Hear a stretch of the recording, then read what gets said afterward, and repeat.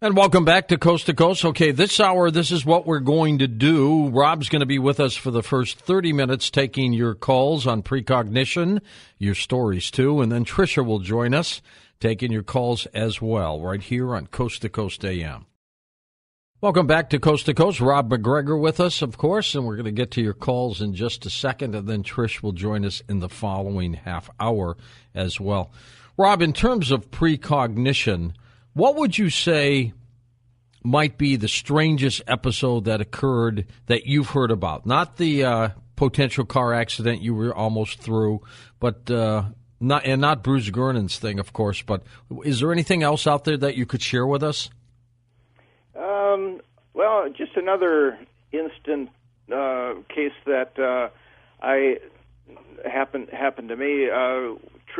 We had a cat named Fox, and one day the cat just vanished, disappeared, and a couple days had passed, and Trish said, "I'm worried about Fox." She was a cat that wandered around, but always came home, and as the days went by, she became more and more worried about her, and I just said, "The cat is going to come home Saturday by midnight." I don't know why I said that, but I just felt it.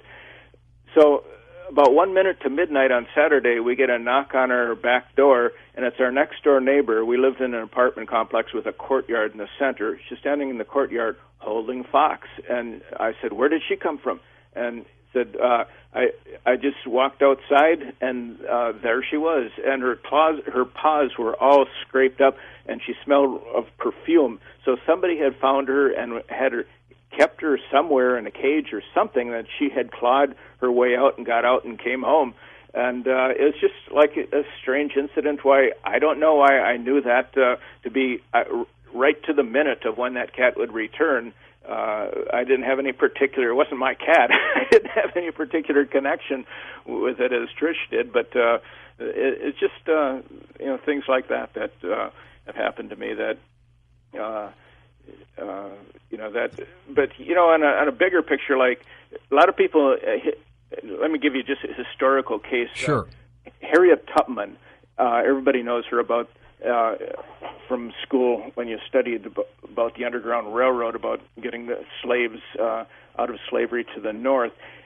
But she was a precog, and she had abilities to envision where they should go, where people would be helpful. When she helped over 300 slaves escape to the north, and she was never caught.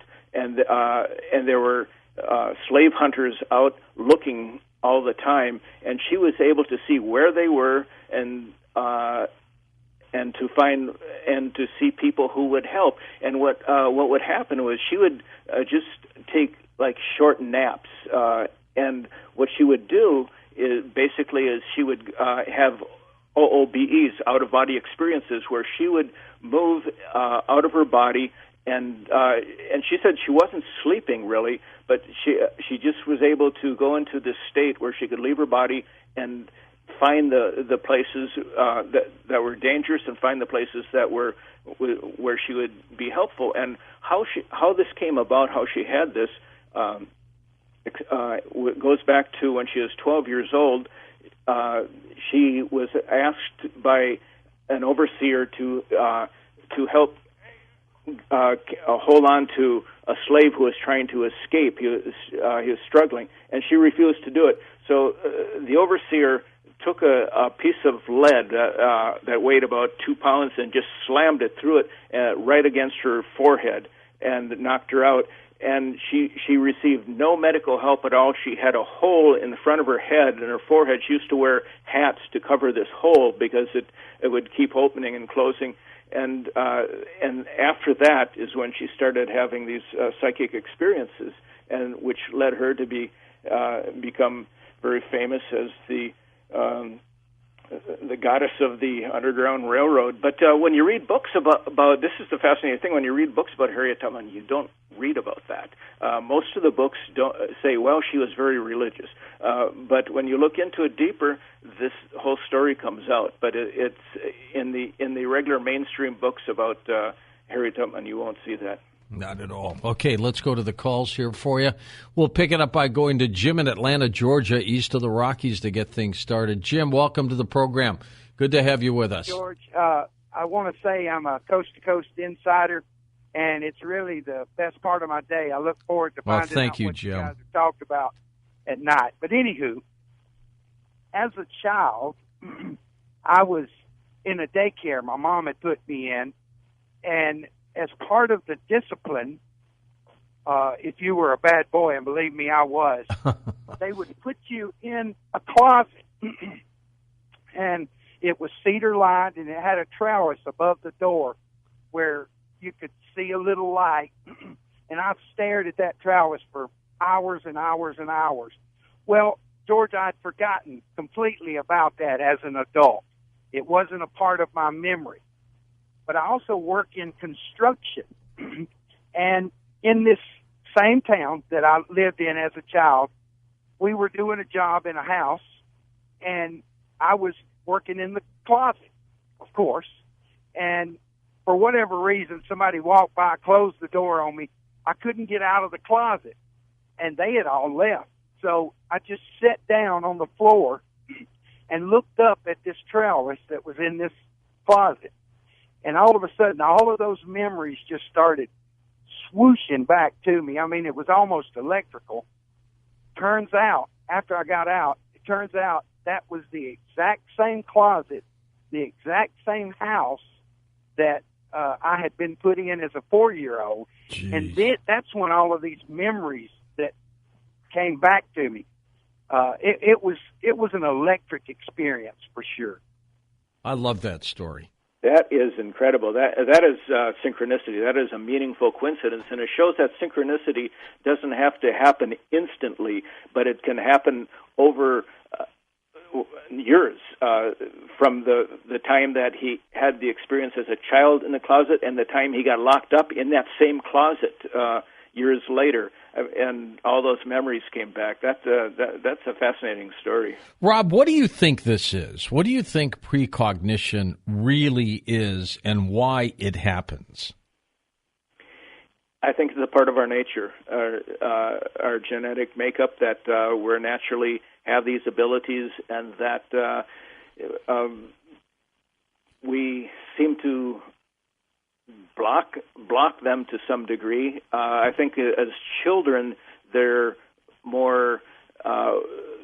are more aware of psychic abilities, the paranormal, but they're told as they grow up that this is their imagination, and that's not reality. And so we kind of filter it out. But if we focus on it, and if we work with it, the big part is awareness. We've blocked our awareness, but we can improve our awareness. There's different ways of doing it, through meditation, self-hypnosis, our dreams, as Trish was talking about, that we can work with these inner experiences and expand our knowledge. I mean, you can't really teach people to be a precog, but you can teach. They can learn, practice awareness, and a part of the big first step is just being open to it, to believe that it's possible. That's the big part. I mean, are there some angelic beings out there that are feeding us this precognition to help us? I don't know if they're feeding us precognition, but I think we're in contact, whether we consciously or unconsciously, with higher beings, or some people might call it the higher self or spirit guides, different terms and it could be part of us or separate from us or both, and that's where some of these experiences come from, just nudges from the other side. Okay, next up we go to Amy in Pembroke Pines, Florida. She's on the wild card line. Hello, Amy. Hi, George. So happy that you answered my call. Of course. Thank you.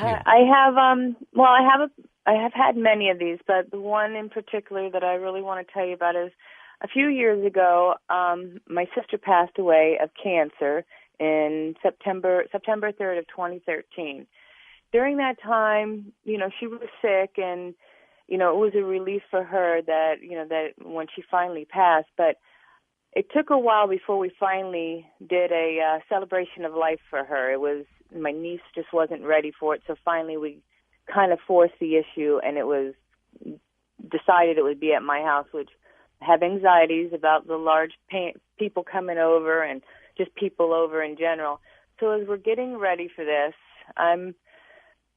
during that time, I'm having dreams at night. I had a dream about my mother, and she's kind of standing over me, who my mother had already passed. Now, actually, this might have happened right before my sister died, but my mother's standing over me, and I'm like smashing 2 lighters on the ground. And the color is what stands out. They're these orange lighters, and kind of smashing them with something in the middle of the road. And so the following day, which this happens a lot between me and this one sister, I'm talking to her on the phone, and she's calling out to her daughter to bring her lighter because they're smokers. I'm not. And she's like, bring me that orange lighter. And it kind of clicked in my head, the dream, so I told her about the dream. And then after that, and then my sister had passed, I'm like finding an orange lighter like in my washing machine. I found it by the TV, and I took pictures of it, and I put one in the drawer, and I like sent it to my niece, and I said, this orange lighter is following me. And she said, do you know what it means? And I said no. I said, but I'm going to find out. And then we finally had my sister's service, which was on a Saturday, and the 28th of September. And on the 29th, I don't know, I'm just depressed in bed, and I'm reading, and I just didn't want to get up, and I'm crying all day. My daughter, who lives in Maine, she's been calling me. She's fighting with her husband. She's crying. It's just getting real stressful, both back and forth. There's nothing I can do to help. I stop answering the phone to everybody, and I'm just laying there. So finally I go to sleep, and I'm getting phone calls from her husband. I'm dreaming, and a car in my dream pulls up to my house, and it's a white, and it's illuminated, and I'm looking through my living room, and I see this white car pull up, and I kind of hide behind my table in the back because I just don't want these people to see me. I don't want to have to answer the door to them.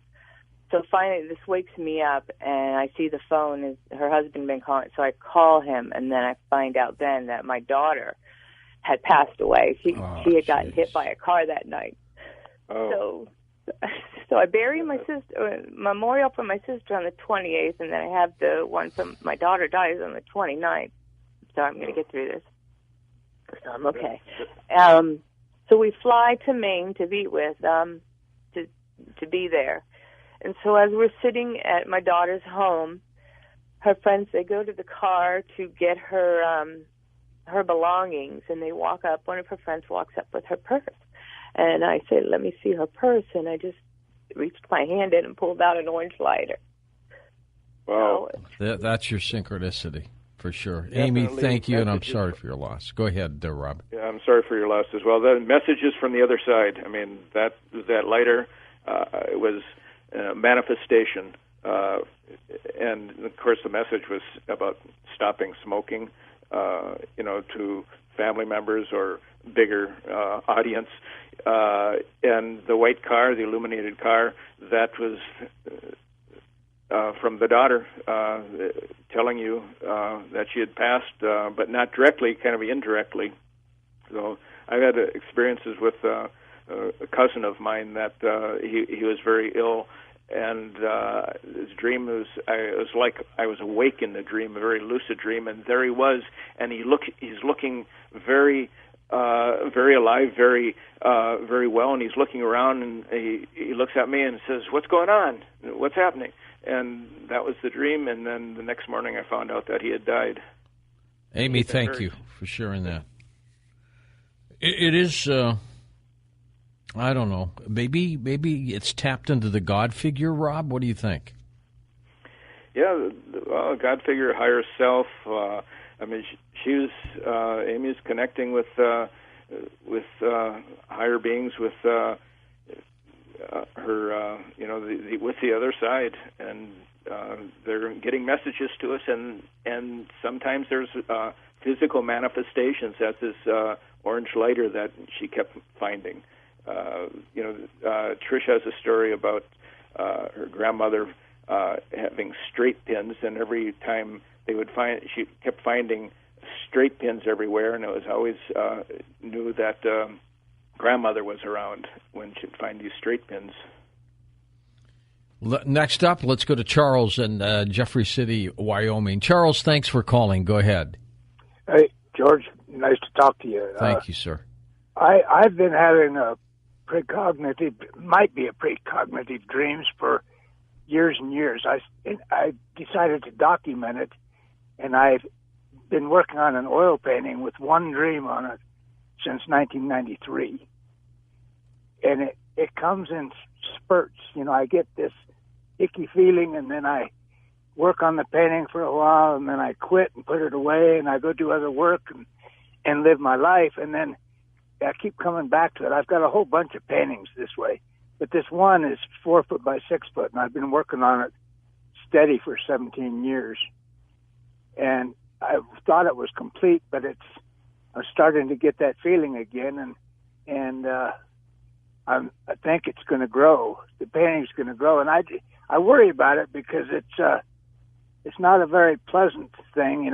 It's kind of like a warning. Like you were talking about messages. I feel like I keep getting these messages, and I was just wondering what somebody thought of that, and if anybody wanted to look at it. I have my daughter, bless her heart. No one had seen this painting, and she came out to my place where I was living and saw it, and she made me put it on the internet so I can get some exposure. But I worry about it because it's, I don't know what it means really. How do we find it, Charles, on the internet? Well, can I say You sure can. It's Utopia Road, and there's a hyphen between Utopia and Road. Okay, Utopia. .blogspot.com.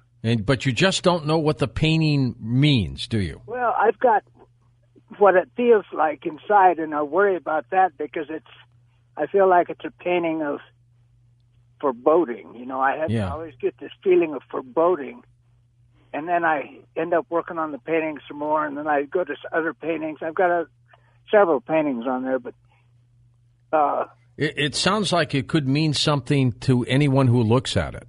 Yeah, it has many meanings, and the other ones are, when I got sober, this painting came to me because I'd wanted to be an artist when I was young, and I wasn't.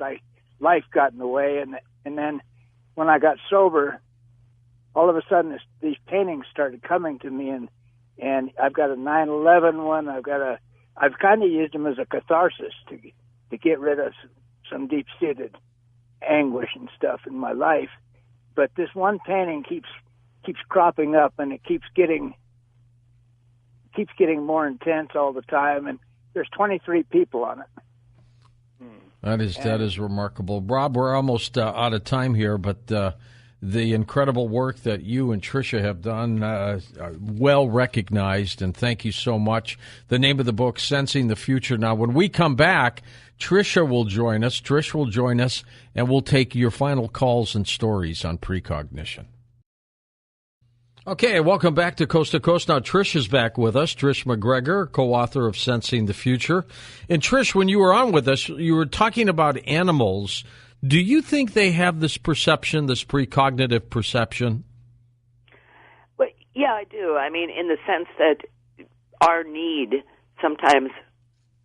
to know the future sometimes draws certain types of animals to us, and it's up to us to interpret what it means. Cats more than dogs? Well, that's a good question. I think animals, they have this sense in equal proportions, but some are, like cats and dogs, are friendlier to humans generally, so they may have it. We may notice it more in our domestic pets.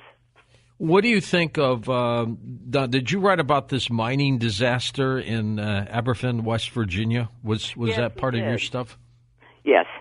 That was a really strange thing. Yeah, what happened there? Well, what happened was, let me look up the date. I'm not quite 1966. Okay, 66, right. This was an instance where something like over 50 people either had precognitive dreams or knew or had a sense that something was going to happen. And this was, I believe that the statistics on this were gathered together from, I think it was by a scientist, actually, who was looking into sensing the future. And what happened? Okay. All right. What happened was October 21st, 1966, a slag heap collapsed in a mining village and inundated a junior high school with more than 52,000 cubic yards of mud and rubble that filled the classrooms. The dead included 116 kids and 28 adults who were either crushed or buried. Okay, in the aftermath, a lot of the residents reported they had experienced premonitions related to the disaster. The best known was that of a 10-year-old girl, Earl May Jones. 2 days before the disaster, she told her mother, this is a really strange thing to And this say. is documented, too. Yes, that she wasn't afraid of dying, that she would be with her friends Peter and June. And then she told her mother she had dreamed that she went to school and that there was no school there.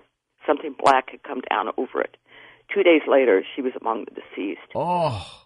With Peter on one side and her friend June on the other. Unbelievable. And the local minister first reported this, and it was later verified for a psychiatrist who lived near Aberfan. And he collected, it was 76 accounts that he collected that were verified of premonitions. Trish, do you think that the belief in being precognitive also strengthens the belief of life after death? Absolutely. Yeah, I do too. All this stuff strengthens the belief in life after death, I think. Yeah, I think so too. Let's go to the phones. Let's go to Frank in Hollywood, Maryland to get things started. Hey, Frank, go ahead. Howdy, George. Glad to be back with you. You too, Frank. Now, I had a dream, precognitive dream that I would one day own a 1987 Buick Grand National Regal. You probably heard of this car before. Yeah, absolutely. Anyway, I eventually got one, but I looked in the magazine and saw it for sale. The phone number, 22, I'll just give you the last four numbers, 2230. All right. I didn't have the first dollar to buy the car with, so I said, well, I'll pay this number and put $10 or $15 on it, be $50,000. So I got to the place where they played the numbers. I got there too late. And sure enough, 2230 came out straight. This is only 3 hours Wow. after I saw the ad in the paper. Now, how come I didn't follow through with that? That was meant for me to have the car and enough left over for a down payment on a house. That is exactly what we were talking about, Trish, about not recognizing the precognitive ability. Yep. And Frank got caught. And now this is interesting. We met a man. We had to lease a car. And the man who did the closing on the car told us that 3 times he dreamed of lottery numbers. So he played them, and each time he won. And the last time he won $250,000. Wow. And all three of these came to him in dreams. This is why it's so important to remember your dreams. One of the reasons. I've interviewed professors who have done work on luck, and I think it's all related. Luck, synchronicity. I do too. Fate. I don't believe in coincidences, by the way. Right. I think everything's connected. Yeah, I do too. I mean, nothing is random. No. To me. It might seem like it is, but it isn't.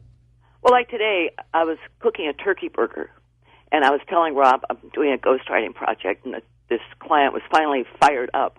All of a sudden, the frying pan leaped with flames.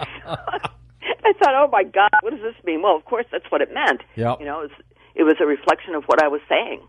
It's everywhere. Did not Sigmund Freud and Carl Jung, did they have some kind of precognitive experience too? Well, Jung, they weren't exactly friends towards the end of their... No, they worked together, but they broke up kind of. Right, because Jung was going in a direction more, mysticism. Right. And Freud, everything related to sex and the ego. And so they were, at this particular meeting, they were sitting together, and Jung was saying, well, what do you think about precognition and parapsychology in general? And Freud just dismissed everything as nonsense. And Jung, of course, was really stung by his response, so he held back a sharp response, and he suddenly experienced this weird sensation, like his diaphragm was made of iron and was turning scorching hot. Then there was this loud cracking sound in a nearby bookcase, and both men bolted to their feet because they thought the bookcase was about to topple over on them. And Jung exclaimed, typical for Jung, there, that's an example of a so-called catalytic exterialization phenomena. and Freud just told him that's nonsense. And Jung said, no, it's not, and it's going to happen again in a few minutes. And it did. And it did. Mm-hmm. Yeah. I think, believe it or not, I think Jung was the better of the two in terms of the work. I think Freud was Absolutely.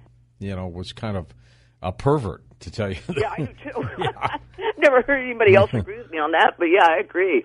Simeon is in Newport, Oregon. Welcome to the show. Hi, Simeon. Hi. Real quick story, two real quick stories, one on synchronicity and one on precognition. I think. All right. So about a year back or so, me and the wife were watching, my mom's mom, my grandmother, had been real ill for a long time, but she was a tough old gal, kept kicking. And we were watching a new series of the X-Files, and Agent Scully was in the hospital visiting her mother on her deathbed and basically showing up there as she was dying. And my phone rings, and right away, I knew it. My heart sunk into my gut. And I said, "Oh, it's my mom." And my wife had even said, "I'm sorry," and answered the phone. And sure enough, we got the bad news. Oh God! It was bittersweet because she's finally able to rest. But I just thought that struck me as synchronicity. Absolutely. And then one real quick for precognition. I think I had a precognitive dream on my daughter. My wife and I, high school sweethearts. She had 2 boys in another relationship. I've been raising them since they were little, so they're mine. And a couple of years into our relationship, I had a dream about I was in it seemed like a inner city, like in a lower level of like the basement of a skyscraper kind of, and I was real ill. I was probably in about my 60s or so. I'm in my 30s now. I was in my late 20s at the time. And what I recognized as my boys, just grown up, came in the room dressed kind of like in suits, dressed looking nice, and they had a girl with her, and she looked just like her mother, but younger, probably in her mid-20s or so. And I woke up and told my wife, and I didn't really think much more about it.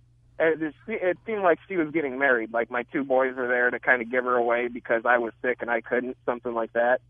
And so I told my wife about it, didn't think much more about it, and about a year later, we find out my wife's pregnant, and I had told her it's going to be a daughter, and she thought I was silly. I kept going with it. It's going to be a daughter. It's going to be a daughter. The only scary part to this is if this was a precognitive dream, is in my dream, my wife wasn't there, and it just felt like she had already passed. She was no longer alive, so... Wow. Wow. Well, I hope I got through all the precognitive already. Well, with all these precognitive things, if you see something that disturbs you or you don't like, you can change the future. You can you? You have that ability to do that. You have that ability.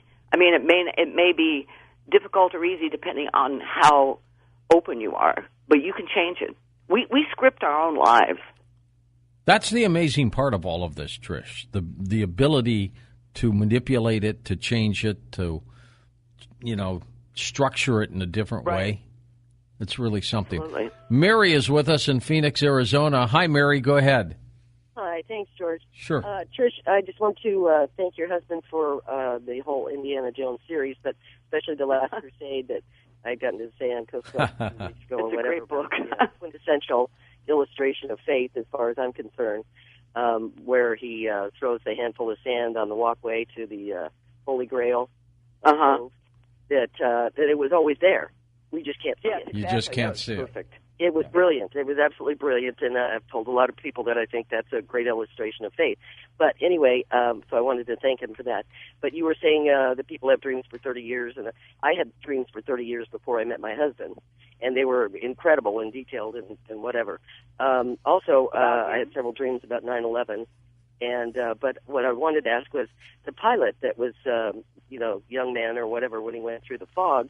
After he had that experience, did he have any, more psychic awareness or awakening or anything like that? It tuned up his psychic abilities, did it not, Trish? It did. Yes, it did. And he also started seeing more UFOs. So there may be a connection there also. Let's assume for a moment extraterrestrials are creating this Bermuda Triangle portal for some reason. What do you think the motive is? I don't know. When Bruce and Rob were writing The Fog, we asked Joe McMoneagle, who was a remote viewer. A great one. And he's terrific, to see what he picked up. So his wife, Nancy, just put the question in an envelope, and Joe never sees the question. He just touches the envelope. And he sketched exactly what Bruce saw, which was, this opening at the end of the cloud. And anyway, the conclusion that he drew was that the entire plane had been sucked up by a UFO, basically. Well, that's conceivable. Yes, it is. Lincoln, Nebraska we go. John's with us on Coast to Coast. Hi, John. Go ahead. Hey, George. Hey, thank you. Here, bud. Sure thing. Yeah, I've been trying to talk to you about this for 500 or 600 years now. Wow. Well, you finally got in. Yay. This is the weird thing. I get feelings. Okay, I'll tell you one of the stories. There was a bunch of Boy Scouts. We were on a scout trip, and there was a bunch of Boy Scouts playing on the Platte River trying to push out this big chunk of ice. And I got a weird feeling, so I figured I better walk over there and see what these guys were doing. Yeah. Just as I got there, one of the Boy Scouts' stick that they was pushing with slipped, and he went right under the ice and slammed back into the bank. Oh. Yeah. And then the weird part was did he drown? No. Everybody just stood there. I couldn't figure out. So I jumped in and I pushed the ice off and I grabbed him by his collar and I pulled him out. You saved it. Wow. Now, here's the next one. I got another weird feeling. We were out with my son and some of his friends, and we were out water skiing and stuff. And we were on a lake, and it started raining really bad in the storm. And so we all went to get the boats pulled up, at the dock. And then I got another weird feeling. I said to the kids, I said, you know what? I think we better go around the lake one more time. We get to the far end of the lake, and there's this lady standing up in her boat, swinging her arms and pointing in a direction. So I thought, well, what the heck? So I pulled over to her, and she goes, no, over there. And just as I looked, two kids pop up. Oh. And then about 30 seconds later, a dad pops up. God. What happened was the two kids fell overboard. The dad jumped in to get them. She tried to start the boat to turn around and kill the battery and drifted away. Oh, my God.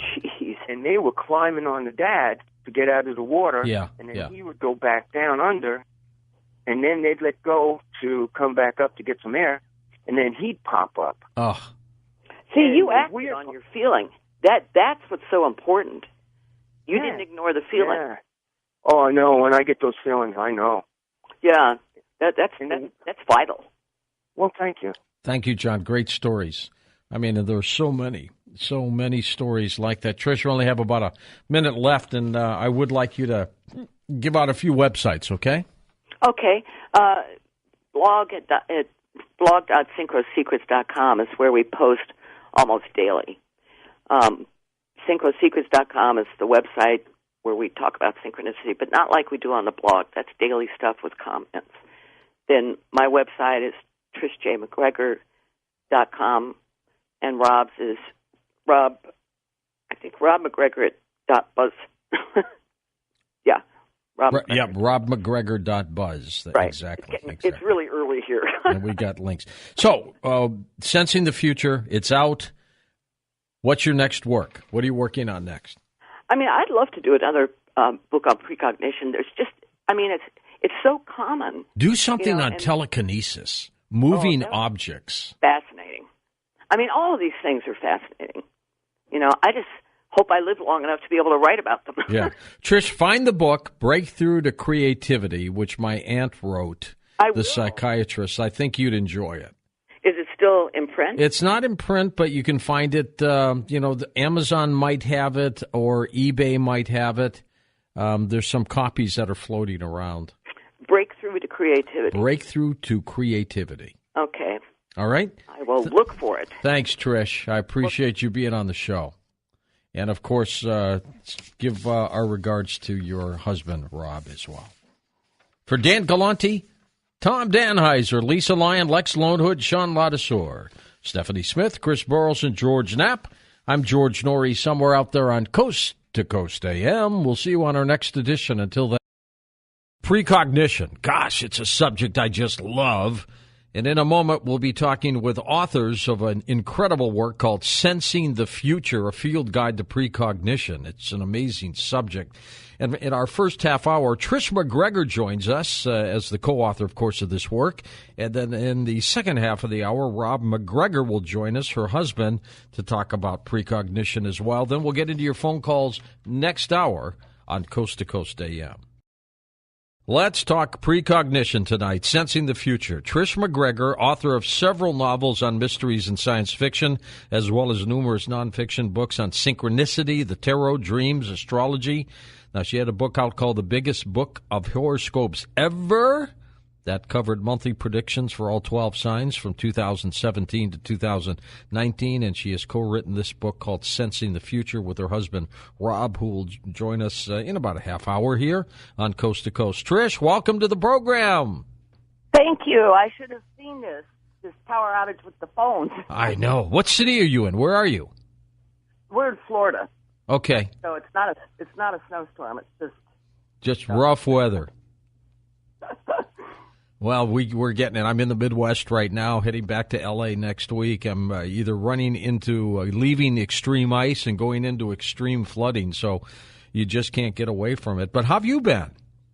Well, really good. Thank you, George. How about you? I'm good. Everything's good. And I love this subject, by the way. I love the subject of precognition. My aunt, God rest her soul, was a psychiatrist, and she devoted her practice to telepathy, precognition. She wrote a book called Breakthrough to Creativity. Her name was Shafika Karegula. And she was Trish, she was obsessed with this. I mean, we would talk several times before she died. Bizarrely, a radio fell into her tub when she was in it. She she got electrocuted. Thank God she wasn't listening to my show at the time. But really?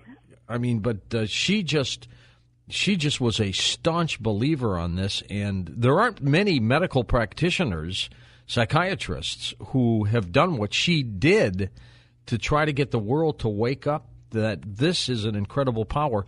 Tell me about you. Tell me how you got involved in this.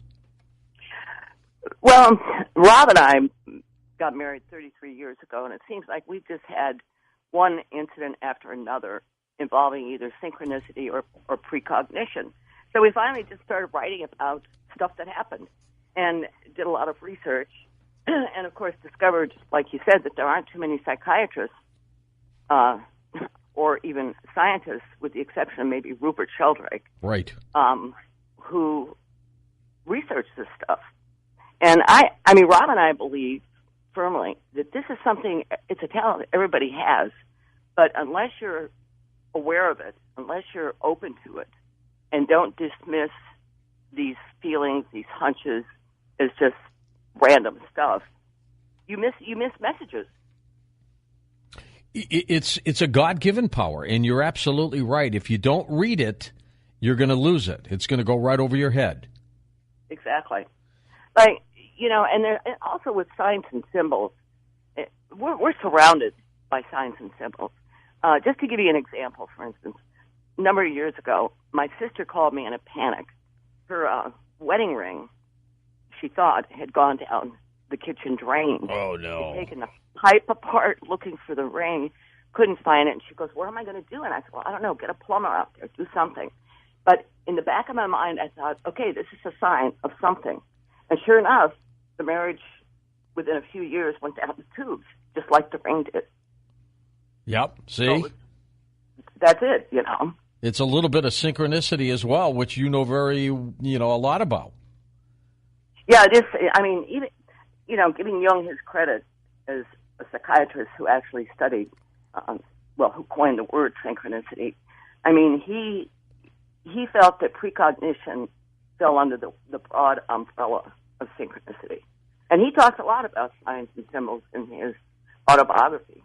Trish, do you think precognition is a physical thing that we have as an alert system as human beings, or is it more supernatural?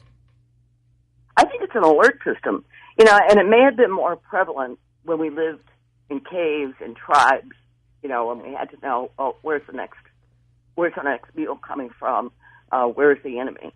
And I think, you know, in civilized world, we've kind of lost some of that. And yet, oddly enough, I think that the Internet is kind of a big synchronicity machine. And maybe a big precognition machine, too. You know, it creates a climate where people can connect instantaneously.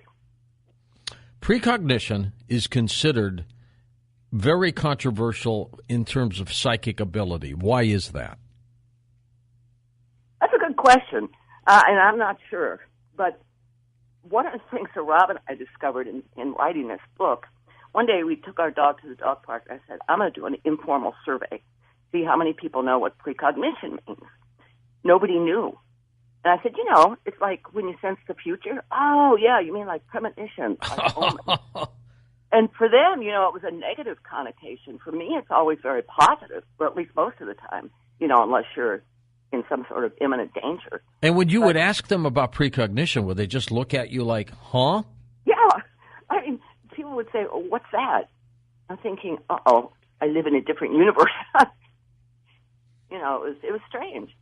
So when you talk about the fact that it's inherent, it's in our system, we just need to recognize it and maybe learn how to maximize it. Is it almost like, you know, my favorite Martian? Remember that when we were kids? I love that show. Right, and the antennae came out of his head. Is that kind of what precognition is? In that when it, I think it is. You know, it just comes out. Yeah, and that's a good description. My favorite Martian. For instance, okay, here's another sign and symbol. These are just real short ones, but they've always remained in my mind. Back in the early 90s, a co-author and I went to a booksellers convention on Jekyll Island, and we were going to have a booth for our book, Power to Row. And we had checked into the room. Now, nothing was open in the room. No windows, no porch doors, nothing. And all of a sudden, I hear Phyllis squeal, I just got stung by a bee. And I run over to the sink. I said, where'd the bee come from? And it was dead. And she said, that's not the question. The question is, what does it mean? So what it meant was we were going to get stung somehow. Yeah, and or burned. Yes, I burned, right. Sure enough, our books never arrived that entire weekend. Oh. So the bee knew. The bee somehow knew. The question is, how does this happen? Do we create it, or is there some other element out there that does this for us? Well, I think if you go back to physicist David Bohm's theory about there being an implicate order and an explicate, the implicate being that there's a hidden order of reality out of which everything unfolds, even time and space. And the explicate is our external reality, the way we live, what we see day to day. And maybe my theory, my feeling, is that precognition and synchronicity exist along the border between the two. So it's our most accessible way to understand the unfolding order in our own lives and in the larger lives, the larger collective. Precognitive dreams, of course, the ability to dream something and it happens. Is that different than being alert and having precognition? Well, from our research, it seems that dreams are the most common way most people experience precognition, probably because that little left brain voice is silent. Yeah. So the right brain can just tap into whatever the collective soup is. Now, when this happens, when these precognitive dreams occur, one, they have to have it. Two, they have to remember the dream. And then three, when does the episode normally occur, Trish? I mean, is it a day, a week, a month, a year? When does it happen when they say, oh, my gosh, now I know this? I've heard of some precognitive dreams that have occurred 30 years later. 30 years? Yes. My gosh. Some 5 years, some a few months, some a few days, some even, the next morning. I'm going to tell you a dream my daughter had several months before the tragedy of 9/11. And she would talk about it to us. And she would say, Dad, I just had a dream. It was the strangest dream I've ever had. But I'm in this big city. I don't know where I am, but I'm in this big city. Could be Chicago, could be L.A., could be New York, could be Detroit. And I'm walking down the streets, and I'm looking up, and all I can see are like things falling down, ashes and dust. And I remember my feet and my legs were covered with this stuff. It wasn't snow. It was dark and gray and dirty. And I just remember walking down the street. There was no noise, and I could just see all this stuff falling, and I was walking through it. Now, she told us this 2 months before 9/11. Nobody knew what the heck it was. I thought it was a volcano, and so I'm thinking, what Western cities are close to, like Mount St. Helens, Seattle and Portland, are they going to get blasted by a huge volcano eruption? To me, that's what it was. I thought it was like ash fallout. And what she was seeing, of course, was the ash and the rubble from the buildings. And that's pretty specific. It was. And we didn't realize it until after 9/11. And we all thought, oh, my God, Wendy had a precognitive dream about 9/11, but nobody could put it together. So here's another question. They happen. We'll get into why and how, but what about the interpretation of it? I bet that scene was pretty accurate. I bet people were walking through 6 inches of ash and breathing all this junk and stuff like that falling from the sky. But how come? No, she didn't live in New York. She's in St. Louis. But how come nobody was able to put it together? Yeah, I mean the interpretation is always tricky unless it's a really direct, someone's going to die, somebody's going to die, that kind of thing. But with dreams about 9/11, it seems that these mass events, usually when we're asleep, mass events, that's just that energy in the collective, you're able to tune into it. And interpreting it, though, is something else altogether. Oh, it really is, because she didn't dream about planes going into buildings, which would have made it even easier to try to think about. But, this was like the after effect of what happened. It was almost as if she was off in terms of time, that she somehow tapped into this event after the fact, and wasn't able to witness the other events that led up to it. Yeah, I mean, I don't know. I mean, if you look at dreams, time doesn't really exist in dreams. When we're asleep, we're asleep. But our right brain, our unconscious minds are wandering around. So the timing thing is always tricky. What's interesting to me, though, from what you said, is that it was 2 months before, so that would have been in July of 2001. That's right. Okay, 2 months. 2 months ahead. I don't know. I mean, it's tricky. It's tricky. And she's very, of all my kids, she's very psychically inclined. She has somehow picked up a little bit of this from me because I have that kind of ability. But the other two never did, at least not like she does. And so, she's trying to recognize these things a little better, but she hasn't had one like that in a long time. I think it was Sheldrake, actually, who did quite a bit of research about the number of people who had precognitive dreams about 9/11. I think he took out an ad in the Village Voice or something, and he got some really interesting responses that he felt were true dreams about 9/11. Abe Lincoln had a precognitive dream about his own death. Yes, he did. Good old Abe. His is pretty famous, actually. I think that both he and Mary Todd had some psychic ability. Lincoln's dream happened in early April 1865, and in the dream, he had walked into a room and saw, one of the coffins. That's not what they called them. And there were soldiers were by the coffin. Right. And he asked a soldier, he said, "Who is it?" And the soldier said, "It's the president." And a week later, on the 14th of April, he was assassinated. Yeah. And fortunately, he actually told somebody about this dream, and the band later on went on to write about it. It was included in the collected works of Abraham Lincoln. We must somehow be in a time warp for these things to be happening, and we somehow become witnesses to the future of these events, and then we come back, of course, into our bodies. In our present day, but it's got to be tied into something like that, don't you think? Oh, I do think that, but I don't know if it's a time warp. I just think that, even Einstein said that all of time is simultaneous.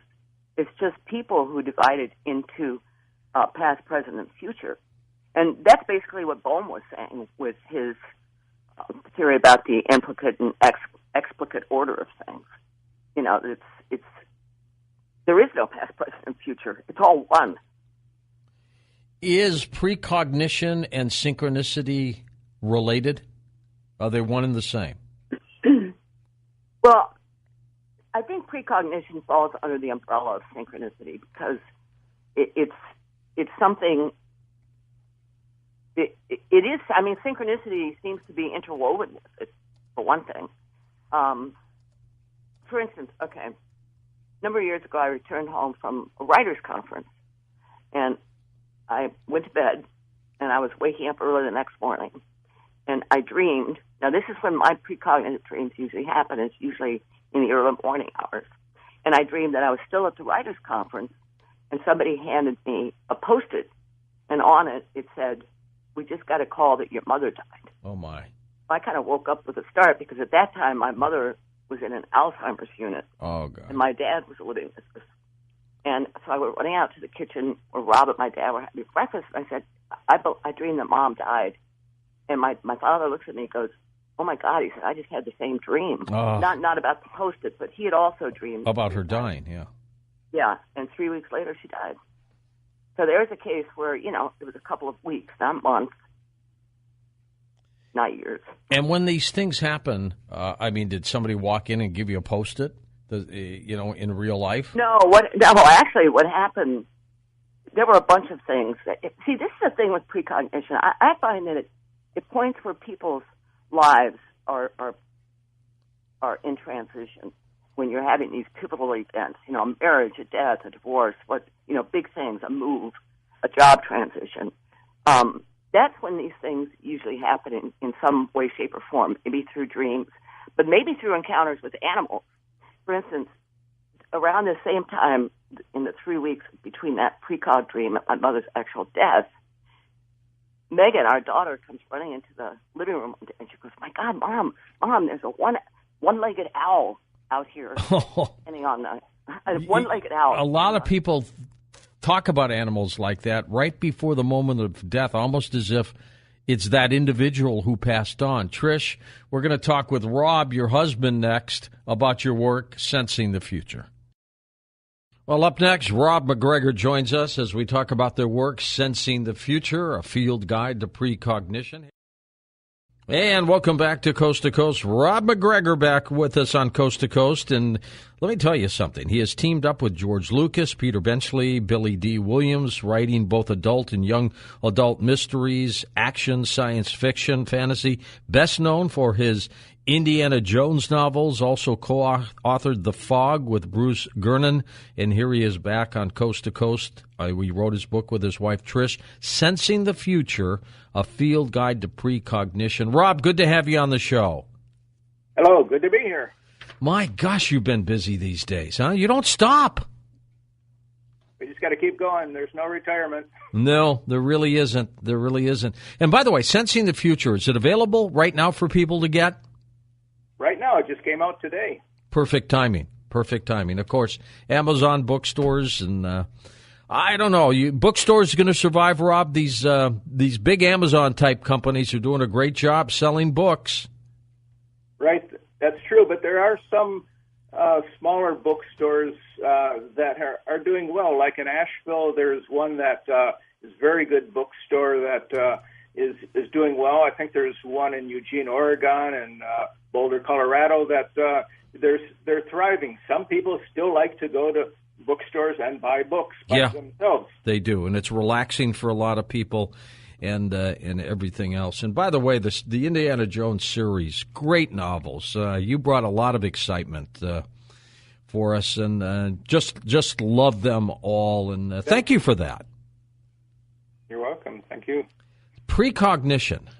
Let's talk a little bit about this. Do you have this ability? I do, and I think we all do. A lot of times, for me and for other people, the ability to see the future is we see it about two seconds in the future. For example, I was on a drive and suddenly I had the sense I had to step on the brake. I had no reason to step on the brake, but I suddenly did, slammed on the brake, and around the corner, a car came out of nowhere. And if I wouldn't have stopped it, he would have slammed right into me. Things like that happen to people. That when it's something dramatic like that, they just pick up on it.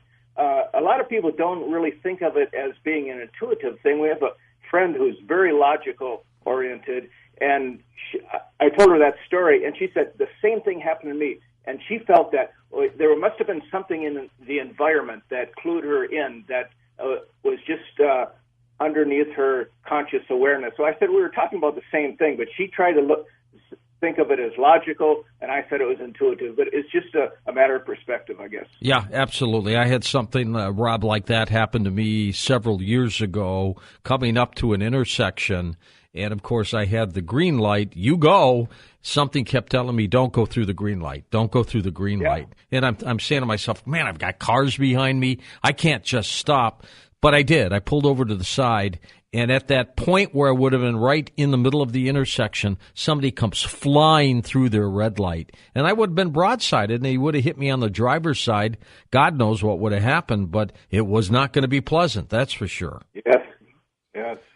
When you wrote the book, The Fog, I want to talk a little bit about Bruce Gernon because, to my memory, isn't he the only living survivor of the Bermuda Triangle? Yes, he's had the experience of going right through the heart of the Bermuda Triangle and surviving it, where so many have died and we never hear their full story. And what happened with him is he went around a strange-looking cloud that something was very unusual about this cloud. He was flying from Andros Island, went around it, and he looked back, and the cloud is suddenly following him and spreading out like arms on either side. And he's going 180 miles an hour, and this cloud is moving at the same speed on either side of him. And then he looks in front of him. Here's another one, and it's spreading arms in the opposite direction, forming a circle, like he's in the middle of a donut. Now, this is a huge donut, like 20 miles across. Wow. He tried to fly over it, and he realized that cloud must go up to 60,000 feet. So he went all the way down to almost the surface, 100 feet, and it was coming right out of the ocean. And so he went back up, and he sees where the two arms are coming together, closing, and he sees the tunnel, and he's with his father and a business partner, and he said, we got to go through there. I can see blue on the other side. So he flies into that tunnel, and as he gets into the tunnel, there's strange clouds inside the tunnel swirling counterclockwise, and suddenly none of the electronic equipment is working. The compasses are spinning, and they feel weightless for about 10, 15 seconds while they're going through this tunnel. There's just a sense of weightlessness that they didn't have the seatbelts on. They would have floated right up to the roof of the plane. Jeez. They went through the tunnel, and now there's no blue sky at all. It's just a soupy fog. This experience that happened to them, it's almost like they went into some kind of wormhole or portal, isn't it? Yes, and then he suddenly moves. He's lost contact with the Miami Tower, and then he connects with the tower, and he says, we should be near Bimini. And they say, no, there's no planes out there at all. And his father gets very upset about what's going on. He's a pilot too, and he's, what do you mean you can't find us? And then suddenly the radio goes silent again for about a minute, and then the tower comes back on, and he says, okay, we have a plane coming over Miami Beach. And Bruce says, no, we couldn't possibly, we're 100 miles away. But then he realizes this fog that's around him has just evaporated, and they're right over Miami Beach, and he's very, it's like he's moved 90 to 100 miles instantly from near Bimini to Miami Beach. And so it's, a very unusual experience that affected his entire life. He was 23 years old. He talks about it all the time, and it's something on his mind. He relived. At the time, it was like I think December of 1970. He had never heard of the Bermuda Triangle. There was no. It was still like 2 or 3 years before Charles Berlitz would write his book about Bermuda Triangle, and so he just memorized every detail of this, and the timing and the amount of extra gas he had that he should have burned off. So that it was a life-changing experience. And we wrote this book that came out in 2005, The Fog, and since then, and Bruce has also been on virtually every cable channel documentary about the Bermuda Triangle because he's the survivor. He has this great story, and it's usually at the end of the documentary. And because of all those documentaries and because of the book, he's been getting emails over the years from people who have had strange experiences with fog and similar experiences. And so about a year ago, he hands me this huge folder, and he says, what are we going to do with this?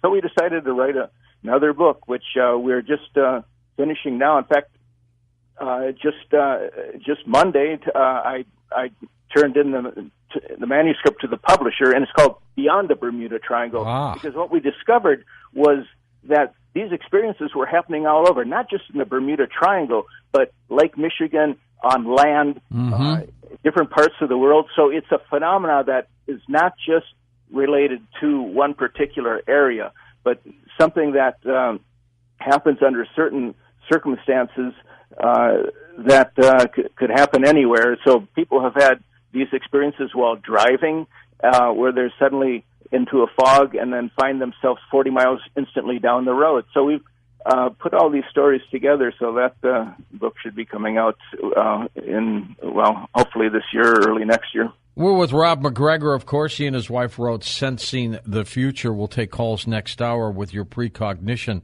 events as well. What do you think Bruce Gernon went into? What do you think the fog is, Rob? That's a good question. He likes to think that it's a weather-related phenomena. He calls it electronic fog, and that could be true because this fog, it just clings to the airplane. And so he had another experience, too, where he also was in this fog, and he's moving along, and he thinks he's in this massive, massive fog, but he finds out that the weather from the tower says it's perfectly clear, there's no fog, and he's flying for miles in it. And that's when he discovered, and from other stories, too, he heard that the fog probably is only about a quarter mile around the plane, and it's traveling with the plane, and he realized this was the case because there was a hole below the plane in the fog, and he could see the land moving underneath him as he's flying over the Everglades in this other instance. And so he went, how could that hole in the fog always be there? He realized that the fog was moving with him rather than through the fog. So it's a fascinating phenomena, but there's also the possibility that I think that these areas might be interdimensional portals, possibly, that people are entering or passing through, that aren't there all the time but appear and disappear, and it's a possibility that that UFOs come through these areas and use this phenomena, and that's what people are connecting with. How many people do you think, Rob, have, because I've done some lengthy interviews with a fellow by the name of David Paulides, who writes about missing people from our parks. In many cases, they simply just vanish. They might be walking, let's say, 5 feet behind you. You turn to talk to someone, he's gone. No sound, nothing. He's just gone.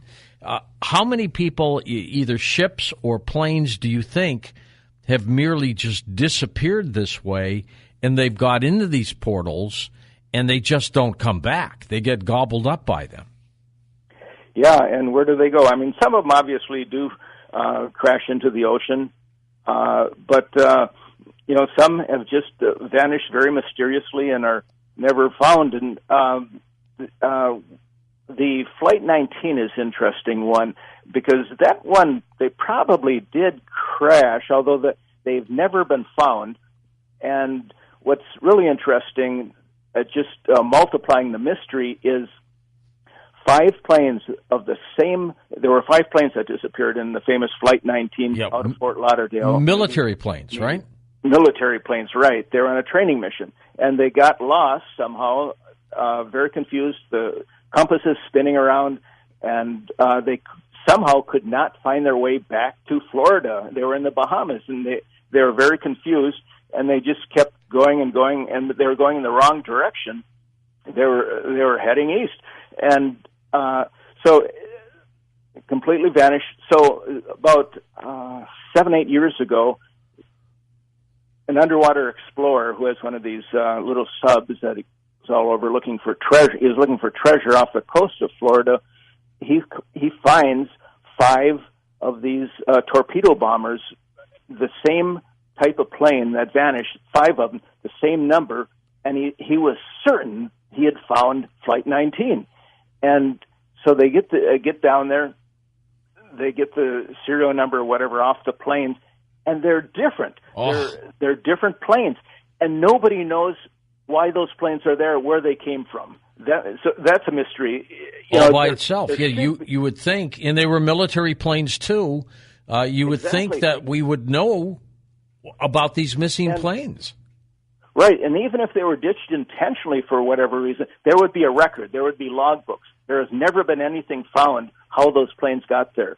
And it's just so mysterious. It's like a mirror reflection of the Flight 19. Did those planes, do you know, Rob, have canopies? Because the question is, were there skeletons within them? I don't know. The ones they found? Yeah. Yeah, that I don't know. I never heard anything about.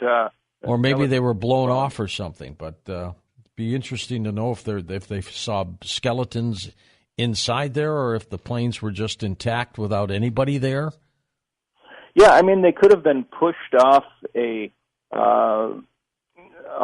ship, but why? And why is there no record of it? There would be a record of it if they were just ditched from a carrier.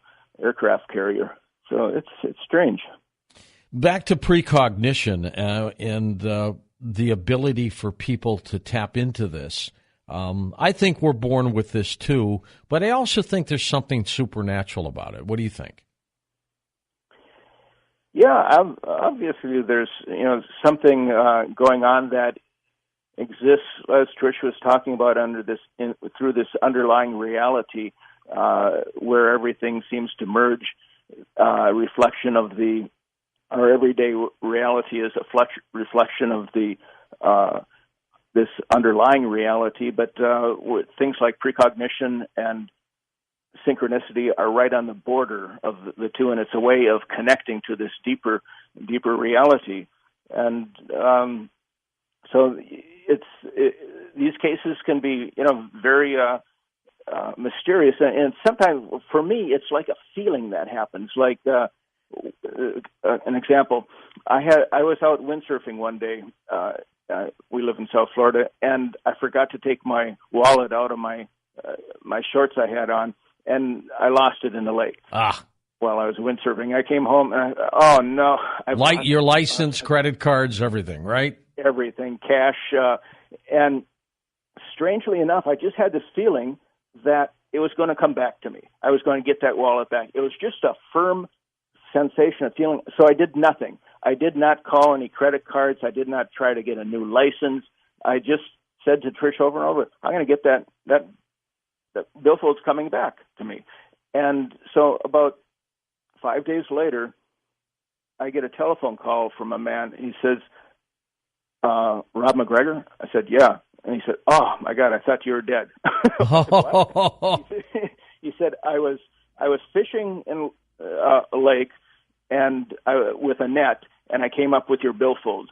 And I thought, oh, my God, the guy's down at the bottom of the lake. Oh, my. And anybody would think that, too. Yeah, exactly. And so he says, I have it. Your credit cards are here. Your cash is all wet, but it's here. And you can come over and get it. So I went over to his house, and he was a East Indian guy, and there was a party going on, and there was like 50 people in the house, and I was wandering around. They had a lot of Indian food going on, and women in these long sarongs, and Indian music, and it was just a kind of a different atmosphere. I was the only one who in the house that wasn't an Indian, and I finally found the guy in the garage, and he hands me the billfold, and I look at him and said, "Wait a minute, I just met you last week." He said, yeah, he came to my house. He has a lawn service, and he was looking for business. And I talked to the guy for about 10 minutes.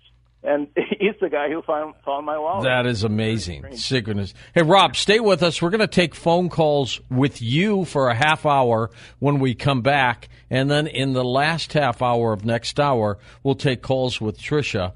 Folks, share your precognitive stories with us. We will be back in a moment right here.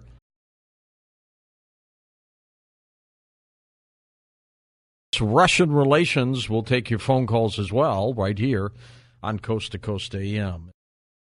And welcome back to Coast. George Noory with you, along with Stephen Cohen. Stephen, what does this show to Putin when he sees half of America tearing up Donald Trump, the president-elect, Meryl Streep going on the Golden Globes last night, chopping him up? What does that do for Trump's credibility with Putin? Before I answer, I was listening to your ads and your statements during the break. Yeah. And I'm very impressed by your credo that your preference is to put on people with very different views and let them have their say and let listeners decide. That's not typical in American talk radio anymore, as you know. As I know. So I should say, that to be completely candid, that what I say represents the view of a very, very small number of American so-called Russia experts. Most take a very dark and dim view of Putin. Most are entirely supportive of American policy during the last 3 or 4 years. Most, if they recognize it, believe that the new Cold War, I believe we are in a new Cold War, is solely the responsibility of Russia and Putin. I don't share that view. So folks should understand that what I say is a minority point of view. I believe it to be correct and factual, but it's much disputed. And though you gave me a nice introduction as a distinguished professor, I have been called a Putin apologist. In fact, many of the things that are being said about Trump today were said about me in 2014 and 15 when the Ukrainian crisis began. So that said, I have a different, to answer your question. You know, a motive is attributed to Putin, and it's gotten grander and grander. It's not only that he wanted to put Trump in the White House, but he wants to disrupt all Western democracies. That makes no sense to me, and I'll tell you why. And it's a long discussion, but I'll summarize it. Okay. Putin came to power in the year 2000 as head of a state that had collapsed twice in the 20th century, in the revolution of 1917 and with the end of the Soviet Union in 1991. His mission, as he understood it, a kind of mission written on the winds, a kind of historical mission, was not only to rebuild Russia, but to rebuild it in a way it could never collapse again. He thought the core of the problem was economic, that Russia's economic system, not only under the Soviets, but under the Tsars, had been fragile. And therefore, to rebuild the economic system, he said repeatedly, and I get to the point now, that he needed Western partners. He meant the United States, but above all, Western Europe and the European Union. He needed their investment. He needed their technology. He needed their know-how in order to develop Russia. Therefore, Putin has wanted, above all, in Europe and on his borders, stability. In that sense, geopolitically, he's a conservative. So I ask myself, why would he want to disrupt the democracies of Western Europe, to throw Europe and the United States into chaos, when he has said for 16 years the future of Russia is completely dependent on what he continues to call his Western partners? Now, the answer to what I just said by my critics is, but Putin has been an aggressive leader in foreign policy. Aggression is the trademark of his foreign policy. And I would argue differently, that he has been an astonishingly, and sometimes unwisely, reactive leader. I can't think of a single foreign policy he undertook that we call aggressive that wasn't a reaction to something we did first. You might say, in our parlance, he's a counterpuncher. And I would add, without going through all the cases, that in Moscow, in the policy elite, I have heard, I move occasionally in these elites and listen to them. I don't say much because I go there to listen. Mm-hmm. People there criticize Putin for exactly that. So to speak, he leads from behind, the way we used to accuse Obama of doing. He waits until somebody else creates a situation to which he has to react. Certainly that happened in Ukraine. I mean, the main grievance against Putin until this election business was that he annexed Crimea, which had been part of Russia for 300 years. But until the crisis broke out in Kiev, the capital of Ukraine, when the elected president was overthrown, Putin showed no interest in Crimea whatsoever. He was up in Sochi celebrating his Olympics. I mean, even Kissinger has made this point. Do we really want to believe that he had just carried off a terrific Olympics, showing that Russia was part of Western civilization, and in the following week decided to go and disrupt Ukraine and take Crimea? It's preposterous. So my answer, it's a long-winded answer, but I need the context, is that Putin desperately wants a new relationship with the United States and with Europe. He wants a relationship that's cooperative and stable because he needs it for what he thinks is his mission to rebuild Russia. Now, that's my scholarly opinion. Politically, it suggests that Trump, however inarticulately and kind of elliptically he said this, when he said, wouldn't it be great if we could cooperate with Russia? Yep. The answer is yes, it would be great. And what he tweeted a couple of days ago and upset everybody, he said, in his own way, what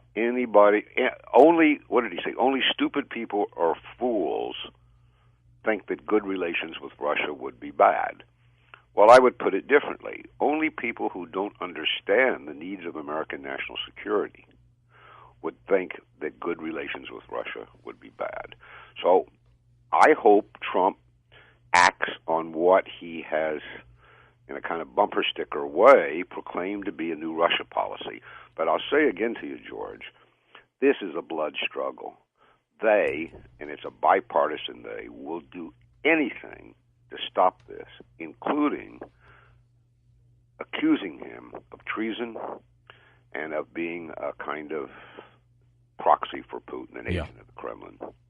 And again, I mean, to identify myself, I've been doing this 40 years. I've never seen this kind of assault on an American president. Never. My God, it's always been patriotic and everything else. You know, I wish Trump would stop tweeting. I mean, that it would be my wish. If I had a meeting with him, I'd say, look, don't send Arnold Schwarzenegger tweets that your ratings were better. I mean, come on. Just, you know, you're the president now. But I still think the guy has the pulse on the American public, and that's why he won. Do you tweet yourself? I have my webmaster tweet for me and screens things for me to make sure that what comes out of my mouth is the right thing. Right, that's important. My wife is an inveterate tweeter, and I often say to her, she's got a big following, I don't know, a couple 100,000, I'm told, but I say, God, think 10 times before you tweet something. Yeah. I mean, it's damaging. It's out there. We are at, truly, to go deadly serious now, we are at a fateful turning point. And it's not only with Russia. I mean, I would say, given the nuclear issues involved, given the fact that what we used to call world order, I don't know why we called it world order. All my life it's been disorder. But what we called world order is clearly disintegrating. Something new is emerging. We're at a fateful turning point, and we have Trump as our president. And I did not support him. But on the Russia issue, I have from the moment I heard what he had to say about it. And I think anybody who cares about American national security now gives him a chance to try to defuse this relationship with Russia. I would go a step farther, but it would require another hour to say why. But it makes people very angry when I say this, but I've thought about it. I think that Vladimir Putin, the president of Russia and the man who sits in the Kremlin, is potentially the single most important national security partner that the United States could possibly have. Mm-hmm. And I say that because I can't think of a single existential problem, whether we're talking about international terrorism, as Trump does, or about the fact that these terrorists are desperately in search of radioactive material to make dirty bombs, and they will get it eventually, that on that front, Russia's full partnership with us is essential. How important is... go ahead, Steve. No, I just want to say that the Senate is blathering on with statements like, Putin's no friend of the United States. We do not need a friend in the Kremlin. Clinton went on foolishly about Yeltsin, and Bush went on about looking into Putin's eyes in search of a friend. I don't want a friend in the Kremlin. I want a partner. And there's a difference between a friend and a partner, as any businessman will tell you. You want somebody who's got as much to lose as you do. And as much to gain. And as much to gain. And that's what my father used to say to me. I'd rather have a businessman running this country because you don't get something for nothing. You got to give something, but a good bargain struck is a good bargain kept. Well, your father's going to get his chance on this one. Well, he passed long ago, but I'll tell you, the Clintons came up with this notion of selective cooperation with Russia, and what it meant is we take from Russia and we give nothing. And that's why Obama's so-called reset failed. We got a lot from Russia, and we gave them nothing. And look what Bush did, the second Bush. You know, and if your folks think back, when we fought the war after 9/11 in Afghanistan... And we're still there, by the way. And we're still there, by the way. Putin, who was a new leader in the Kremlin, went out of his way to help us fight that war. He gave us means of supplying our troops. He gave us Russian intelligence in Afghanistan, which was the best there was in the Western world. He even gave us a fighting force that the Russians had kept in Afghanistan called the Northern Alliance. I would say that Putin saved a lot of American lives. And he expected in return from Bush, the second Bush, a real partnership. Yeah. And what did Bush do? He didn't get it.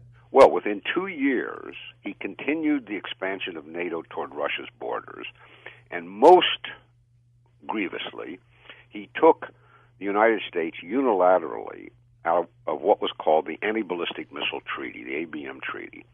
And that was the treaty that prohibited anyone from building systems that could shoot down the other side's missiles, which meant that it opened the way to some kind of first use and destabilized the nuclear balance. Those two things were grievous blows to Putin. They embarrassed him at home. And after that, the search for a partnership with the United States continued, but with great suspicion.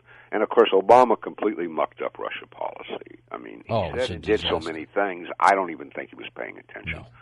No. And then what are we going to do about, and then we'll take calls for lining up for you, Stephen, like crazy here. What are we going to do about that nut job in North Korea? Well, I mean, now you tax my brain, and again, I began at the beginning of your broadcast by saying I only have an opinion, faithful to Moynihan's axiom, for which I have facts. I just don't know enough about North Korea. Don't fall asleep at one of his meetings. Let me tell you that. Well, I actually do have a kind of ironic solution to the problem. You know he loves basketball. Did you know that? He loves it. He loves Dennis Rodman. That's it. So I have a solution. We send Dennis Rodman back, wherever poor Dennis is, with season courtside tickets to 5 of the NBA teams that the leader of North Korea likes. And in return, he stops his development of long-range nuclear missiles. You know, he might go for it. Well, you know, nobody's come up with a better idea. And I've been pushing it everywhere. And I'm a basketball fan, so it appeals to me. So give him courtside tickets, you know. You get free food. I don't know if you know that. He may do it. He may go for it. Yeah, and you send Dennis back. You may make him ambassador or something like that. The more policy wonk solution is that to deal with North Korea, and it has to be diplomatically, you have to give them what they want. They want something that you need heavy diplomatic punchers, right? Heavyweights. That means I agree. China, I mean, he is a nut job. China, Russia, and the United States to work on this together. Yep. Without again, here's another case where you need Russia. You need Russia between us and China. And for better or worse, Putin sits in the Kremlin, so he represents Russia today. All right, let's take some calls. They're lining up here for you. Joe in the Bronx, we'll get you started. Joe, go ahead. Hey, George, how are you? Good. I'd like to ask Mr. Cohen now about the Uranium One program, which Hillary Clinton, I believe, had dealt with Putin on as Secretary of State. What is your opinion on that? And also, what do you think of Trump following the old adage, keep your friends close, but keep your enemies closer, as far as it pertains to Russia and Putin? Well, in the latter axiom, it was brilliantly deployed in The Godfather, but I think George used it also in one of his commentaries on his own show. I think you're talking about this uranium program that eventually donors to the Clinton Foundation helped Russia acquire rights to uranium. Mm-hmm. Is that the one you're referring to? Yeah, that's the one. Well, I mean, you know, we know these things go on. It just made no sense, though, for Mrs. Clinton, who was running on a very, very anti-Russian program during her presidential run, to have done this in the past, raising the question of whether the Clinton Foundation did it for money rather than American national security. But the media never went back to it. The Times did a front-page story on it about 2 or 3 years ago. Maybe that's where you saw it. It's where I saw it. Because you live in New York, right, in the Bronx? And I never heard anything about it after that. It was dropped. Trump didn't raise it for some reason. So beyond that, I can't say. I would add, though, that Russia has been in the forefront of warning that terrorists, and there are a lot of terrorists in the Caucasus regions of Russia, are seriously in pursuit, not of a weapon, not of an actual nuclear weapon, they can't get that, but of radioactive material. And there's a lot of that around the world as spent fuel in even commercial reactors. There's just a lot of it. And Russia wants to lock it all down because it's afraid of it. Yeah. And repeatedly, they've offered to do so in partnership with us. But that partnership got broken. By the way, I mean, I'm going far afield, but think back to the Boston bombers, the Tsarnaev brothers, during the marathon a few years ago. I guess you know that Russian intelligence warned the FBI and the CIA about this, the older brother. They did, exactly. They warned him, and that he had been in Dagestan, which is a republic in Russia in the Caucasus, that he'd been basically hanging out with terrorist recruiters there. So they told the CIA and the FBI have offices in Moscow in the embassy. They told the local offices in Moscow, and they also informed the ones in Washington. And eventually, some guy from the FBI went over to their mother, the Tsarnaev's brother's mother, and she said, "Oh, they're really good boys," and that was the end of it. And they walked away. Yeah. And then they blew the marathon and killed a lot of people. And the answer, I tried to track down why we didn't act on that tip, and it was entirely political. They said, "Oh, Russia's repressing people who are simply exercising their human rights and civil rights." So, I mean, it's in our interest, desperately in our interest, whether it's to know whether uranium is or whether spent fuel is, to work with Russia, because this is one thing they're good at, and they're as serious as we are. So that's why I say Putin, so long as he sits in the Kremlin, should be our number one national security. Stephen, we're going to take a quick break. We're going to come back with final calls in a moment on Coast to Coast AM. Welcome back. We're back with the expert on Russian studies, Stephen Cohen. Well, let's get right to your calls. Tom in New York, welcome to the show, first-time caller. Hi, Tom. Go ahead. Yeah. Hi there. Professor Cohen, I've been listening to you for years on The Bachelor Show. I'm 100% Ukrainian from Zaporozhye, from Poltava, from Dnipropetrovsk, so no one can accuse me of being a Russian. I just want to say, from the bottom of my heart, we thank you, sir. We thank you for everything you're saying and doing for the Russian and Ukrainian people. You're a wonderful person. That's a nice comment. Let me ask you a question. You still there? Yes. Oh, yeah. I've been trying to figure out, just based anecdotally on the Russians I've known over 40 years, how many Russian-Ukrainian intermarriages are there, would you guess? Oh, well, I'm sure. Well, you have to realize, like, almost half of southern Russia is Ukrainian, like cities like Belgorod are practically Ukrainian cities. And Stavropol. Gorbachev's wife, after all, was Ukrainian. And didn't you say that Gorbachev himself was part Ukrainian? He says he is, but I mean, we know for sure his wife was a Ukrainian.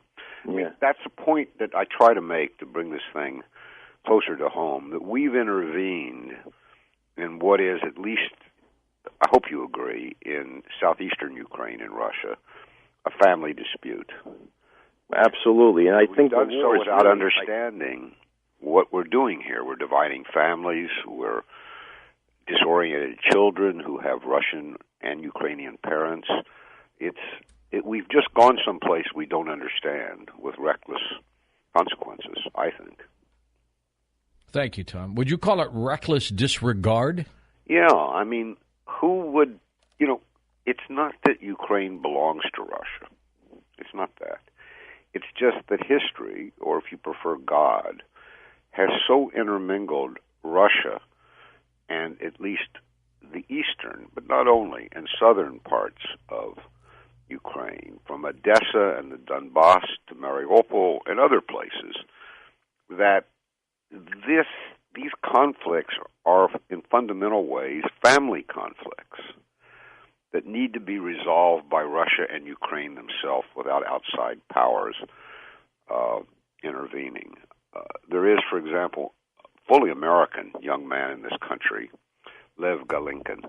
He was brought here from then Soviet Ukraine, I think, toward the end of the Soviet Union. As a little boy, he grew up here, an American, and he wrote a memoir about his experiences. I forget the title, but I think it's called A Backpack and 7 Crates or 8 Crates of Vodka. It's a wonderful memoir. And he's been writing lately for the New York Times and the Washington Post little essays. But what emerges from Lev Golinkin is just the intimacy of the relationship between people who are Ukrainian and also Russian at the same time, bound by history, by religion, by language, by economics, by experience. And what are we doing? Intervening to decide the future of Ukraine. It's become such a tragedy. I mean, Ukraine is in ruins, George, since this began in 2014, utterly in ruins. We promised Ukraine, a new prosperous economic life, and it will take 2 generations to rebuild the country. If there is a single Ukraine, down the road, it may split into 2 or 3 Ukraines. It's just an unmitigated tragedy. We've got Marlo now, Long Beach, California, west of the Rockies. Good morning, Marlo. Go ahead. Good morning, George, and thank you for the opportunity again to speak my views. Sure thing. Professor Cohen. Sir. I listened for a full hour, just getting a little bit more aggravated because basically everything you said I was disagreeing with. I was waiting for an opportunity, and while I've been waiting on hold, I've heard some things that I finally can't agree on. And I agree that Putin is a reactionary. He reacts to things. We have a new president-elect that is incapable of not reacting as well on just about everything. So I can see that those two would be good friends at some time. I'm concerned about our lack of information about what the relationship with Trump and his people are to the oligarchs in Russia. And I'd also agree with you that Putin wants to rebuild Russia.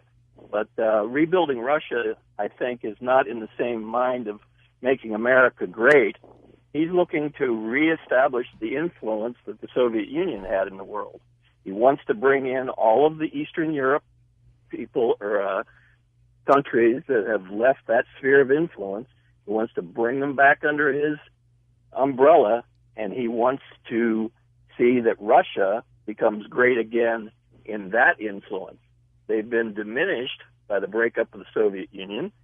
Another thing that I just want to bring up is that the idea that we are at a greater risk today than we were in 1962 just floored me. I was a young boy at that time too, 8 or 9, but I remember the press covering the crisis. I didn't understand just how close we were to being in a nuclear war until later on, many years later, when I understood just what had happened. But we had 3 fronts that we were fighting then. You may not want to believe this or recall it or want to remember it, but we had a divided Germany at that time, and we had U.S. forces and Russian forces facing off in Germany. We had Russia supplying military weapons to North Korea at the time. The idea that Russia is somehow going to influence North Korea today is unlikely because they've stepped away from supporting them. China is the influence now that will take on North Korea.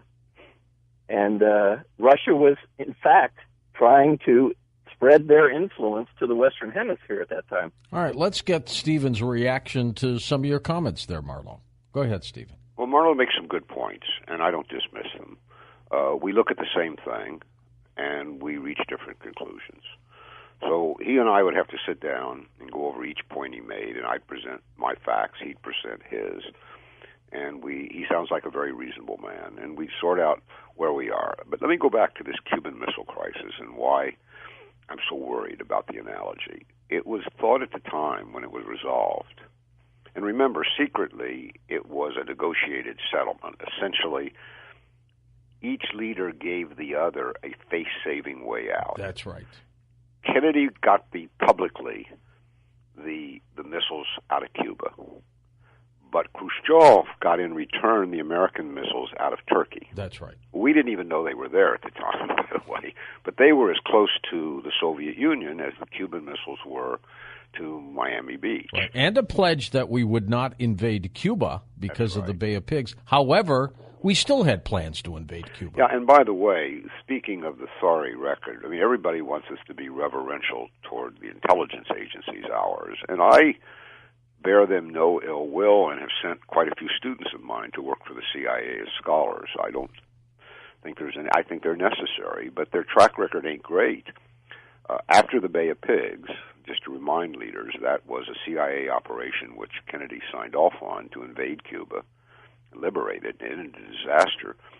Kennedy is reported to said, I mean, only half bitterly, I think, I'd like to break up the CIA after that. And we could trace its record onto, the Iraq War and Libya and the rest. We have to be skeptical of what these agencies tell us because they themselves are divided. But to go back to Cuba, my recollection is, I think I'm probably a bit older than Marlo and you, George. Yes, I think but so. My recollection is that Kennedy had political space in the media to sort this out. Oh, the media loved him. He was a darling. All right, so at that moment, though a new president and a young man, he was trusted to do the right thing. And to a certain extent, though there was partisan bickering, and remember one thing, unlike the current intelligence reports, Kennedy showed us the surveillance photographs of the silos. And we didn't have Photoshop in those days. Right. I mean, we knew he wasn't lying. They were putting missiles in Cuba. The question was what to do about it. And there was a debate here, but Kennedy had space to avoid nuclear war. And after that, it was said that that was the great lesson. Never again would we get that close. We keep lines of communication open. And in fact, in the long history of the last Cold War, codes of conduct, mutual ones, developed between Washington and Moscow so that people generally avoided the red line of the other. That no longer exists. It hasn't existed in 3 or 4 years. The communication between Moscow and Washington today is minimal. Now you have Trump going to the White House. What would happen if there was an existential crisis with Russia as Kennedy faced?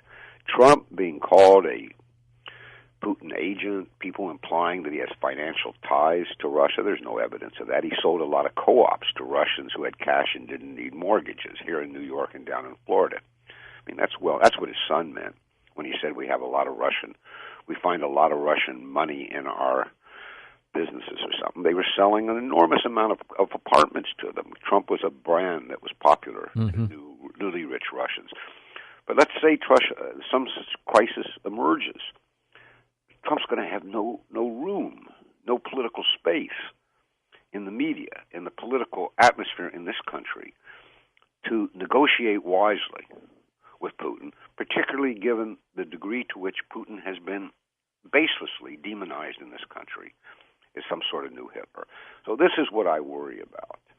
Not all the fronts, because the crisis could erupt in Syria or Ukraine or the Baltics, but that Trump be given space and goodwill and support to do the right thing. That's what worries me more than anything. Stephen, when the Russians, the Soviets at the time, went into Afghanistan, why did they do that? What did they want?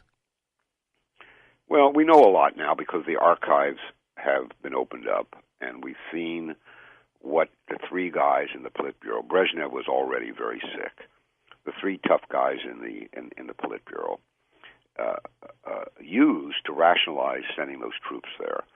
And essentially, it was fearful. They felt that the United States was seeking to destabilize Afghanistan, which Russia regarded as its backyard or front yard or underbelly, and that whatever regime came to power that was either neutral or pro-Soviet, the United States would undo it. And the unrest that developed in Afghanistan in 1979, it interpreted as an American operation against the Soviet Union. And so they sent these troops in to bolster the regime it wanted there. It was a disastrous mistake for everybody. Oh, yeah. And, I mean, the fact that the Russians were... And that's where we got to know bin Laden, right? We invented bin Laden. Yep. I mean, we know this. We know that advisors to Carter and others told them to use these anti-Soviet resistors in Afghanistan. Great name, the Mujahideen. Yeah, and to give them surface-to-air missiles, which was the big decision, so they could shoot down Soviet helicopters. By the way, there's a report that Obama, still in pursuit of his moderate oppositionists in Syria, has decided to give them more arms, even though they were defeated in Aleppo.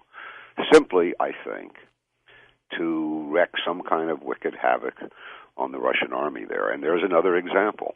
What happens, I ask, I don't know the answer, but what happens if any Soviets on the ground shoot down Russian airplanes with American weapons that they received openly through this CIA operation? Well, we say, then add to that a President Trump who's being crippled by these people for the motives that I tried to spell out at the beginning of our discussion. And we are just someplace we don't want to go. And he'll be apologizing from the get-go. That's right. Any rational concession that he might make to Russia in return for a needed concession from Russia that you and I would approve of, he will not be able to make because he will be accused of, at best, appeasement. Yes. He'd be on the defensive from the get-go. Yeah. So we've got to let him be. We've got to give him a chance to. I mean, I don't know anything about his other policies. I think we need, and I'm middle of the road, as you well know, Stephen. I didn't support either one of them. I call it the way I see it, period. And if he did some great things in the campaign, and he did some stupid things in the campaign, and she did the same thing. And she did more things that were dumber than his. He did. But we got to give him a chance. You said something profound at the beginning of our discussion. I don't think you said it to me. You said it generally. That Trump has completely shaken up the American political alignments. Yes, he has. And everybody is rethinking everything. That's a good thing in itself, that we all rethink where we stand on issues. But defaming Trump isn't really rethinking. No. Just saying, nothing he says is valid. And knocking him and everything else publicly. I don't even understand, for example, now my wife will be out shouting at me, but this march on Washington, a woman's march and somebody else's march, on the day of the inauguration, before he's done anything yet. It's organized to embarrass him. But what's the point? If you want to be effective, we learned this during Vietnam. We marched after our government did something. Let's see what he does. And if he screws up, hold him accountable to it. Then have your march. I mean, it's just the kind of, I called it infantile politics once and got a lot of hate mail from my friends in the left wing of the Democratic Party. Those that just don't support him don't like him. And vice versa. Those who don't like him don't support him. Yeah. Let's go to John in Iowa. Get you in here, John, real fast. Go ahead. George, I really appreciate our guest, Stephen, tonight. I'm listening on WHO in Des Moines, which is Ronald Reagan's old station. He used to broadcast. And I'm somebody who just loves everything Ronald Reagan. I mean, I took down my 2016 calendar with Mikhail and Raisa and Ronald and his lovely wife at the Reagan Ranch, CLO. And so I love Maggie, too. I've got Perestroika in my hand right now, and it's a masterpiece. My comment and question is, if you see, Stephen, if you see Mikhail and Raisa again, his lovely wife, just tell him God bless him and thank him for keeping the world safe, all three of those guys, Maggie and Ron, and they, we didn't blow up on their watch. And so he's an honorable man, and God bless him. Somebody here in the U.S. Remembers him and loves him. And my question is, could you tell us a story? Is there any time that you know of Maggie and Mikhail and Ron where they all met together? And I'm curious what kind of meeting that would be like. And we've got a minute left, Steve. Well, there's a famous episode when Gorbachev he wasn't leader yet. It was 1984. But everybody knew he was contending in Russia. He went to meet Prime Minister Thatcher, who was thought to be very hard on the Soviet Union. And after the meeting, this was planned. I know the guy who helped set up the meeting. She gave a press conference, and she said, Mr. Gorbachev is a man we can work with. And she said that on behalf of herself and Reagan, with whom she was very close. And that was the signal that if Gorbachev came to power, there would be a new approach by the West, by London and Washington, to the Soviet Union. So that was an exceedingly important moment, and that's the way signals are sent. And they did act on it.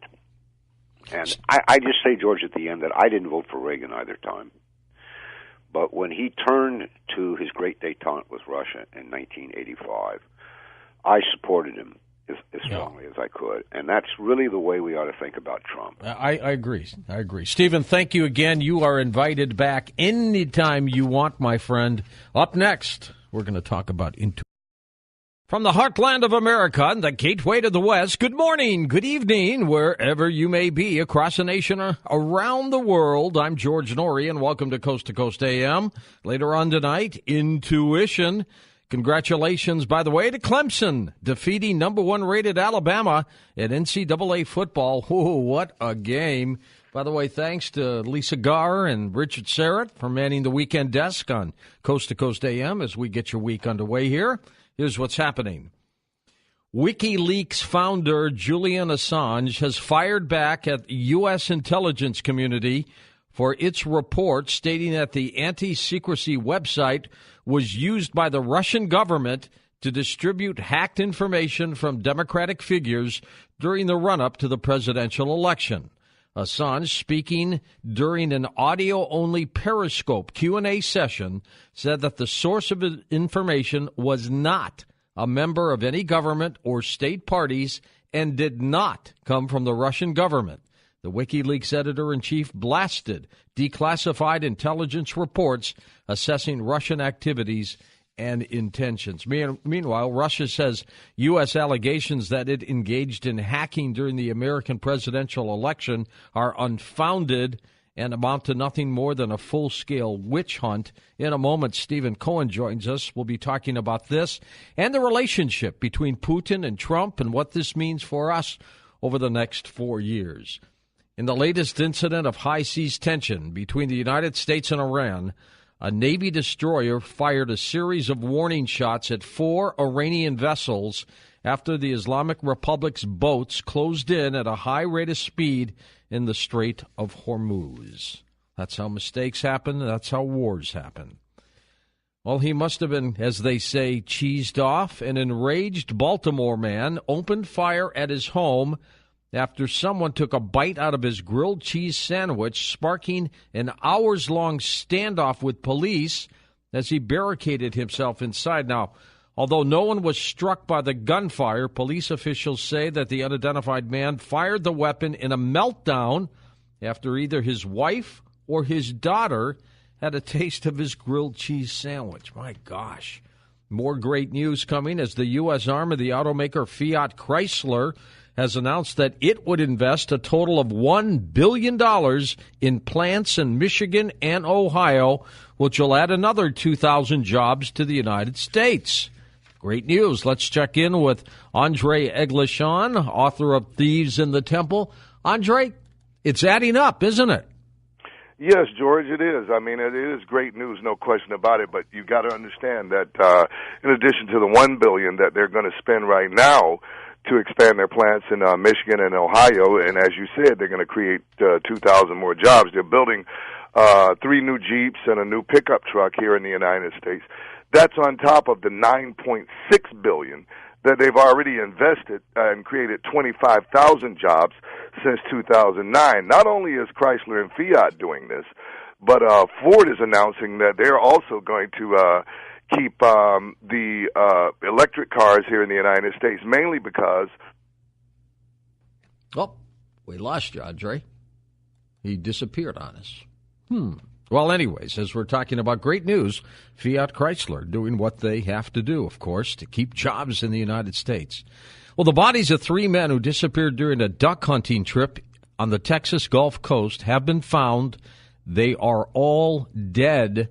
Police officials say they don't expect foul play, but they're not immediately sure what led to the men's death. Very strange story there.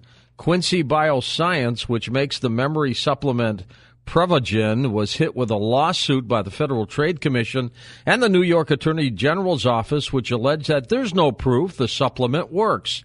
The medicine, which costs $24 to $68 for 30 pills, is advertised on cable and broadcast television, according to the FTC, which is seeking refunds for customers who bought it. The Supreme Court has turned away former Minnesota Governor Jesse Ventura's bid for reinstatement of a $1.8 million verdict in his defamation case against the estate of slain Navy SEAL and American sniper author Chris Kyle. The justices did not comment on leaving intact a decision by the 8th U.S. Circuit Court of Appeals to upend the verdict. Kyle's autobiography was the basis for that 2014 film American Sniper, and Ventura, a former SEAL, took issue with Kyle's claim that Kyle punched him at a California bar in 2006 for offensive comments about the SEALs. Ventura said Kyle made up the entire incident and that the book damaged Ventura's reputation among former SEALs. A jury had sided with Ventura. The case could return to Minnesota for a new trial. Now, lots of things going on at the coasttocoastam.com website, stories about UFOs in Chile and all kinds of great things. But what else is going on in the skies? Let's check in with Dr. Sky, Stephen Cates. Hi, Stephen. Hello, George, and again, Happy New Year to the listeners. We find out that Stephen Hawking, of course, has talked about this many times before, but we need to get off planet number 3, the Earth. But, George, something interesting. Last year, another discovery made of another star called Gliese 581d. And here's pretty much a summary of this. It's 20 light years away, 5 times the size of the Earth, and it's the nearest known Earth-like planet. But also out in the deep, dark recesses of the universe lies this object called Gliese A. This object, numbers Gliese A 710, is actually headed straight for our solar system, but don't worry yet. Some 64 light years away, this particular star, in about 1 million years, this does sound kind of bizarre, it will actually punch through this Oort cloud. We have this big cometary cloud outside the solar system where most of the cometary debris when the solar system formed comes from. But what will happen, George, just like other extinctions here on Earth 65 million years ago, and go back in time even further, what will happen is the star will get extremely close to the sun, punching through lots of comets, lots of asteroids, and the Earth, even though this is way in the future, is sure to be hit once again. Rather depressing news as we talk about a comet shower, not anything to worry about now in our lifetime. But from the live sky, we have so many cool things to talk about. The first full moon of January, or I should say of 2017 in January, occurs on the 12th, this one known as the full wolf moon, or appropriately the full cold moon. Something fascinating to see, not a supermoon as we've had in the past 3 over the last end of 2016. But, George, for planets, something really cool. If you look high up into the southwest, just after sunset, Venus will reach its greatest elongation from the sun on the 12th, and in a telescope, people are reporting it's easy to see. Venus looks like a half-illuminated moon. It'll be getting closer to the Earth all throughout the month of February. The planets Venus and Mars are also easy to see looking high in the southwest as a conjunction, and they get very close on February the 3rd. So much more to come in 2017, but George, as we always say here, we always remind our listeners and friends of Coast to Coast AM to always remember to keep your eyes to the skies. You got it. You make looking into the skies fun, Stephen. A story in the news at coasttocoastam.com. Incredible picture. State officials in the Mexican state of Chihuahua have confirmed the birth of a baby with 2 heads after video of the crying children was shared online by relatives. You just have to go see the story. Truly remarkable. I'll tell you what else is remarkable. So many great podcasters all around this country doing what they do about UFOs and the paranormal and the unusual. One of those great shows is on every Sunday night from 8 to 11 p.m. Eastern Time. In its 13th year, it's called X Square Radio. Listen in. Greetings, Earth Explorers. Welcome to X Squared Radio. This is where the past meets the future. We might go a little past your imagination, but have no fear. You will be safely traveling with us. So recline your chair, look out the window, because we are about to launch another hour of X Squared Radio. What's a tent city? How many people live there? What are the conditions? Well, and this is an interesting story with these preconceived notions of what homeless people were. These people that were living in these tent cities. We're not, like typical drug addict or somebody that has mental illness challenges. These are Americans. These were veterans that came back from the war. These were families that fell in hard times. These were people, when he was looking in their eyes, these are people like us. I got to take a break right now. And the person, of course, who hosts X Squared Radio is a coast-to-coast favored guest, Dr. Brooks Agnew. Brooks, it's got to be fun for you. 13 years now. Congratulations. Oh, thank you so much, George. I really appreciate that. You've been my mentor for a long, long time. How do people listen to you, Brooks? Well, it's easy. Most of the podcasters do the same thing. They just go to the website, xsquaredradio.com, and they can listen live for free. And, of course, like you, we've got archives out there going back now 13 years that people can listen to. We've interviewed hundreds of scientists and engineers and political guests, and we go on Sunday nights because people can't get enough of this stuff. You take up the 5 days a week and do a great job at that. We pick up Sunday night and start the week out. You know what's fantastic, too, Brooks, is when you're a guest on Coast to Coast or Beyond Belief, our television program, you bring us so many great stories, and you can tell by listening to X Squared Radio that you bring that with that, too. It's fantastic, and you've been doing it for 13 years. That's staying power, my friend. I appreciate that very much. It means a lot to me. All right, good luck to you, Dr. Brooks Agnew, great Coast to Coast guest. X Squared Radio podcasters. We feature 2 podcasters every month, giving them an opportunity to let you hear what they do because they don't really have that great opportunity to get that exposure. So that's what we do. Up next, Stephen Cohen joins us. One of his books, of course, The Victim's Return, Survivors of the Gulag After Stalin. He is an expert on Russian studies, and we're going to talk with him about Putin, Trump, hacking, and so much more next on Coast to Coast AM.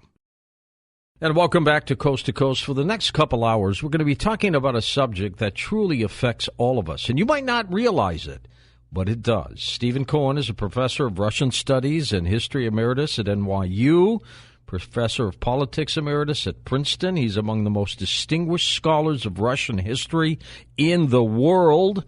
And he is an internationally recognized for his academic works on Russia and Soviet political history since 1917. If I recall, Stephen, you are a friend of Gorbachev. Do I remember that correctly? My wife and I have been since the early 1990s. He is now elderly, ill, but still saying his piece in Moscow. Is he well respected in Russia now? No. He is not. The great majority of the country, and at least a majority, still regret the end of the Soviet Union, though not for reasons that Americans think. But they hold him and then his successor, Boris Yeltsin, responsible for the end of the Soviet Union. However, among a younger generation of Russians, and I mean those of university or educated status, there's new interest in Gorbachev, and that gives him hope. But remember, Gorbachev thought, when he left office as president of the Soviet Union on our Christmas Day, December 25, 1991, that he left behind 2 great historical achievements. One, he achieved with Ronald Reagan, and he gave Reagan full credit for being his partner, and that was both men thought, Reagan wrote this in his diary, that they had ended the Cold War. Mm-hmm. They were mistaken, as it turned out, but it was a noble and historic effort. The other great achievement Gorbachev thought he had given to Russia was to bring democracy to Russia. That, too, I wouldn't say it's failed, but is now in serious question. Yeah, I think so. So in many ways, he is, George, it's not a good idea, probably, for great historical figures to outlive their time in power or office and see what becomes of what they think were their legacy. Mm-hmm. So Gorbachev is a troubled man. In case in point, too, Stephen, watching Fidel Castro through these years outlive every leader. And, I've been doing a lot of extensive reading into what the CIA had been trying to do to him, trying to get him killed by the mob, by themselves, by exiled Cubans, by Cubans within Cuba. And the guy just went on forever and ever. It was just amazing. But do you think he died a happy person? Boy, that's a complicated question. I'm not any kind of authority on Cuba, though my wife and I should say, so everybody knows my full associations, that my wife is Katrina vanden Heuvel, who's the editor and publisher of The Nation magazine, which is the oldest and probably most influential magazine of the left of center, though in the age of Trump, I'm not sure where left, right, and center are any longer. Maybe you'll sort that out for me tonight. By the way, I need to congratulate you. It may be that in your reading of the news tonight, you created a new American idiom. I hadn't heard it before. Cheesed off. That's right.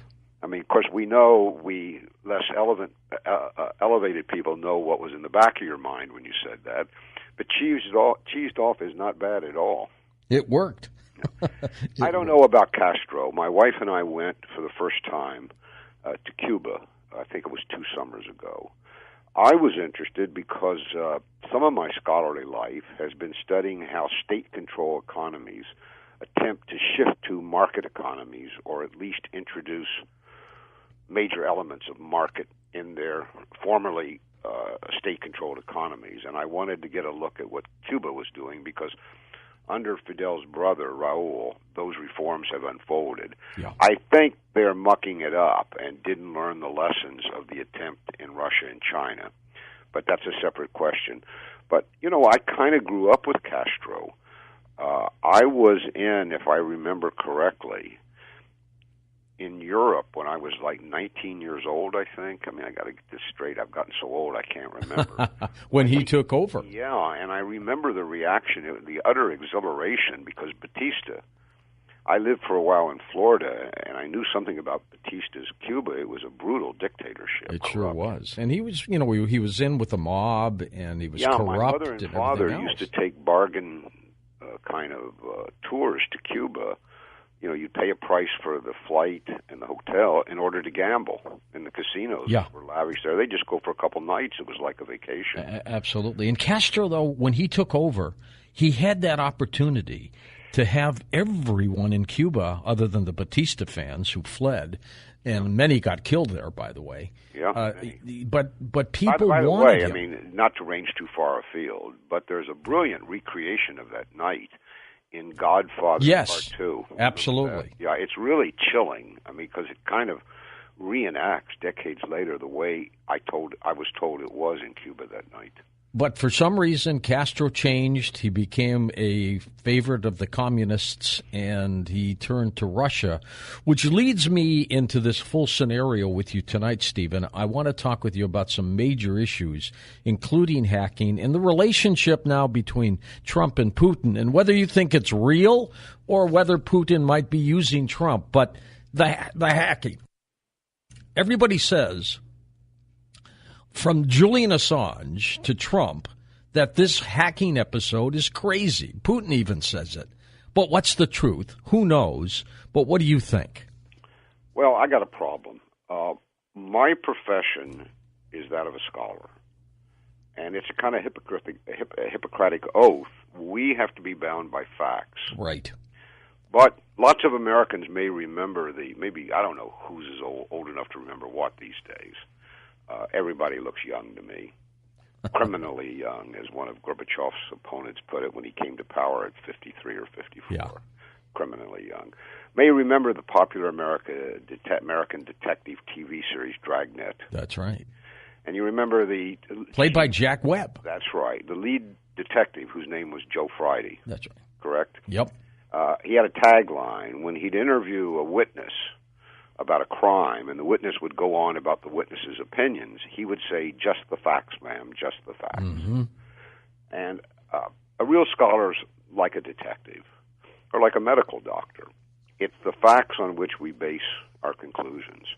The problem is, and anybody can read this intelligence report, which was published. It's about 25 pages, maybe less. There are no facts in it. They don't even pretend to offer facts. They keep using the word assess. We assess. Now, up here in New York, we get a person to come and assess the value of our apartment on the hypothetical value of the apartment, say a year from now, and who might want it. Mm-hmm. It's not a fact, it's just an opinion. They presented no facts. What would be facts at the right? Well, let's remember what the story is, because this is what they're beating Trump to death with, or trying to cripple him, really.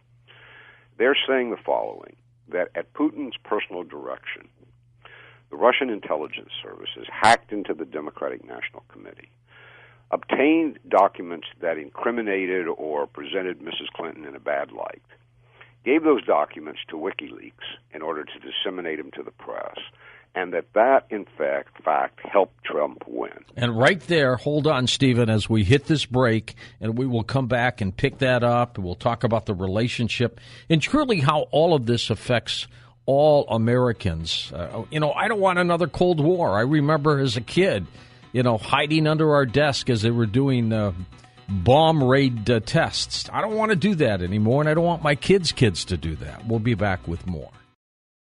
And welcome back to Coast with our special guest, Stephen Cohen. We'll take calls with Stephen next hour as we talk about our relationship with Russia, the hacking. We're going to talk more about that in a moment as well. Okay, welcome back to Coast. Stephen Cohen with us, of course. Stephen's website, you can find all the information at coasttocoastam.com. Stephen's okay, back to the hacking, and of course, the allegation was that Russia fed the information to WikiLeaks. Julian Assange denies it. To disrupt Hillary's campaign, of course. And let's pick it up from there. Any of your listeners can read this relatively short document and ask themselves, do the three intelligence agencies, that's the CIA, the FBI, and the National Security Agency, which does the snooping by digital satellite, the one that Snowden exposed, the one that can tap your cell phone and get into your computer. Ask if any of these three agencies offer in that document any facts or evidence specific. And we can do that. We watch television detective stories. We know what a fact, we know what a forensic is. There is absolutely none. Then they'll say, Stephen, national security, we can't give you all the information. But they don't even claim that they have it in the classified version. No, they don't make this allegation. If they were to say we have specific forensic evidence, but we're not going to reveal it. And here's what's interesting, if you read it closely. The NSA, which is the one agency, because it's in cell phones, it's in computers, in Russia's, as Snowden revealed, it knows, certainly, who took those documents from the Democratic National Convention, where they went, and what happened to them afterward. The other two agencies say they have high confidence in this report. The NSA doesn't say that. It says it has moderate confidence. Moderate confidence in spook talk means we don't know. That's what it means. Mm-hmm. Mm-hmm. The report is so bad and such an embarrassment to our national security agencies, even the New York Times, which is about as anti-Putin, anti-Russian newspaper as you could find, ran an analysis on its front page the day after or 2 days after the report was published, and said that it had presented no facts and evidence, and in that respect, it was gravely disappointing. It's such an embarrassment to the agencies that I've developed a conspiratorial theory of what happened. Since we blame everything else on Putin that happens in the world, I think Putin has taken over our national security agencies. Oh, really? And compelled them to publish this document in order to completely discredit American intelligence around the world. And in addition, the only other piece of evidence, purportedly, that the document offered is the so-called influence of a Russian-sponsored television network called RT, which broadcasts in the United States, but most cable carriers don't carry it. Yeah, few do. I get it up here in New York because Time Warner carries it. In the end, basically, the agencies blamed RT for this assault on our democracy. So Putin gave a tremendous publicity boost to this marginal station. Everybody now knows what it is and wants to have a look at it. So obviously I joke, but what other explanation is there? Because the result of this document is really to discredit American intelligence. And do you think, regardless of who, what, why, when, and where, did these documents upend Hillary, or did she do it to herself? Well, I mean, we all know the answer. But first of all, let me say, if you were to ask me, is it possible that the Kremlin did this? I would say, sure, anything's possible. Right. Can't rule it out. Can't rule it out. But I like to, just to keep myself, and given the fact that I call myself a professor, I claim a credential, I have to stick to the facts. Do you remember the late Senator Daniel Patrick Moynihan? I sure do. He said something out of New York, right? I think he was from New York. He was. I believe he was a Democratic senator, but he was very close to Republicans. He was a kind of intellectual. Excuse me, George. He said something once that's been forgotten, but it's famously valuable. He said, everyone is entitled to his own opinion, but not to his own facts. And we need facts that are factual, and we don't have them. We're not getting them. It's possible the Russians did this, but the report, the intelligence report, is so weak. And the allegations against Trump, I mean, I don't know if you want me to go there. Well, but even if the Russians, Stephen, did this, the information was accurate, was it not? Yeah, I mean, that point has been made, that nobody falsified the information. Still, I draw the line. Stealing somebody else's documents is not right. And the fact that the documents were authentic, you could argue it's a public service. I worry a little bit about that because I don't want my documents stolen either. There is a law that what we write belongs to us. Well, we're in the computer age now. I know it's we digital, and everything's... My problem is I'm not, young enough to be with the new fashion.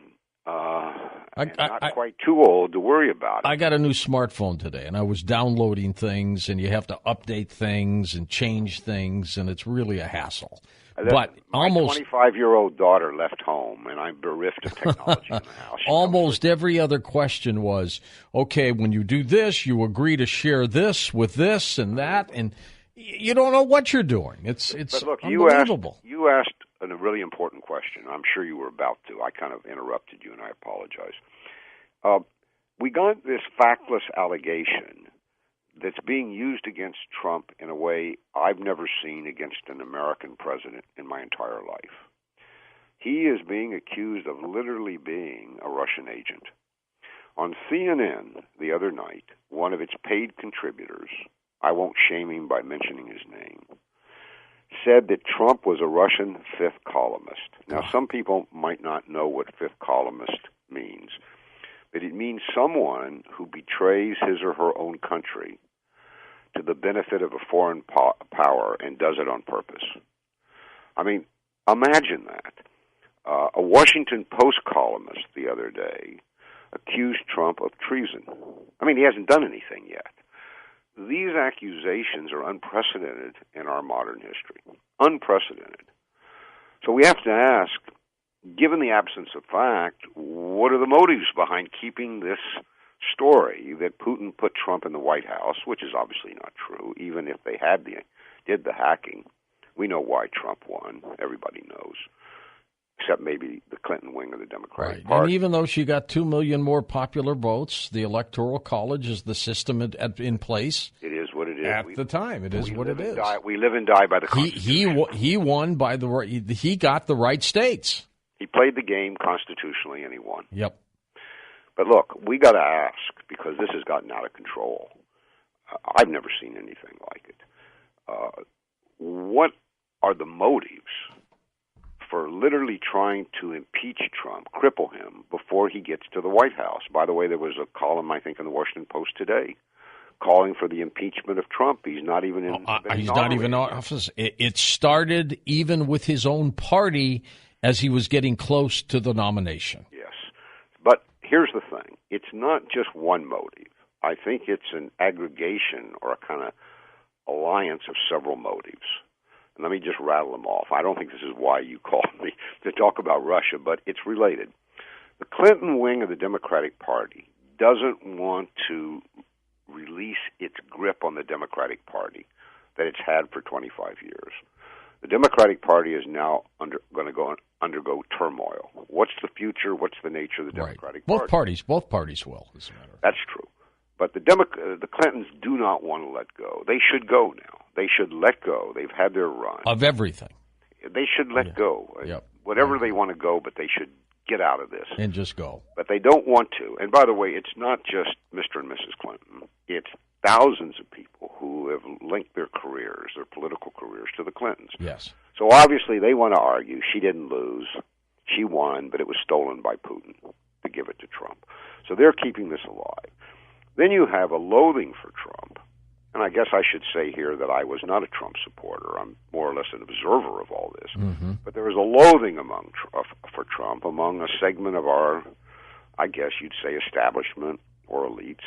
And they just want to cripple him before he gets to the White House. But most importantly, I feel certain about this, that his promise for a new relationship with Russia, which he calls cooperation instead of confrontation, and which used to be called détente, is powerfully opposed by our policy elite. Yes. Led by Senators McCain and Graham and their Democratic counterparts. And why? Isn't that suicidal to continue to try to push Russia or fight with Russia?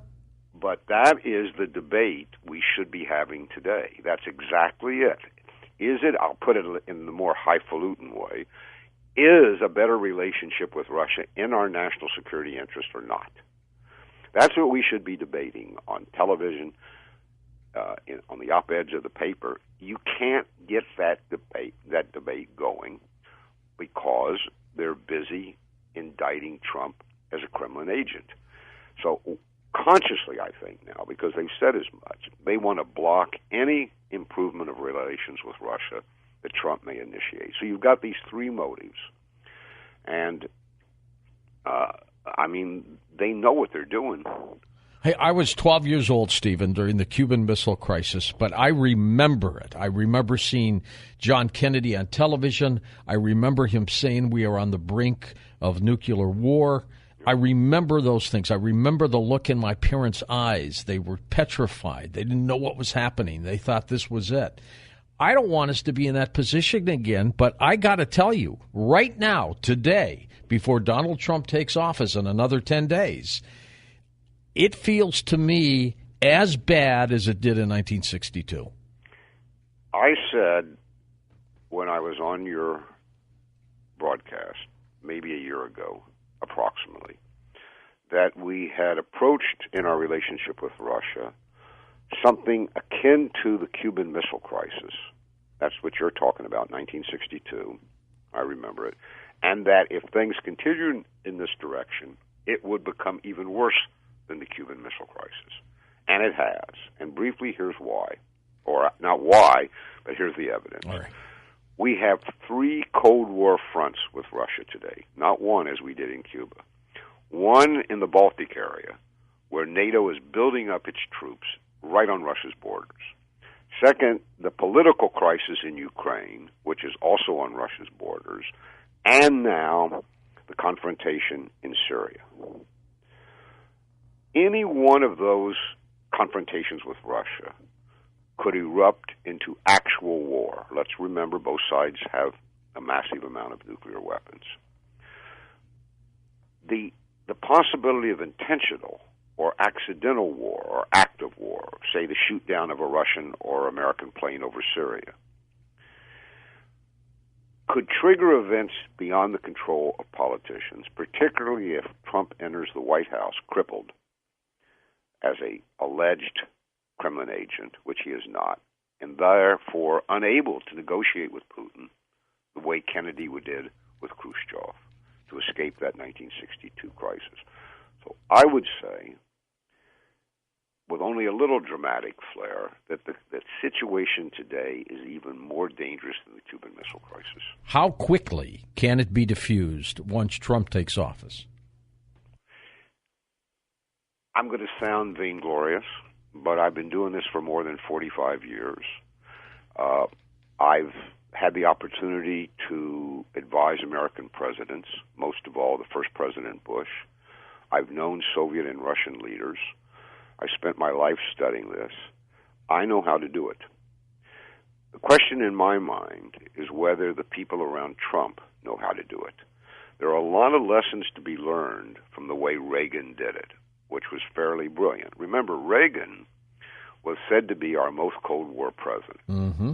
And yet in 1985, he got it in his head, and somebody helped put it in his head, we know this story, that Gorbachev, who had just come to power, was a different kind of communist leader, maybe not even a communist leader. And Reagan decided that his legacy would be, and Reagan hated nuclear weapons, feared them, that he, with Gorbachev, would rid the world of nuclear weapons. And so he started down this path of negotiating with Gorbachev, but he had around him smart, wise men, a Secretary of State and an American ambassador to Moscow, who knew how to enact what Reagan wanted to do, and he had a receptive partner in Gorbachev.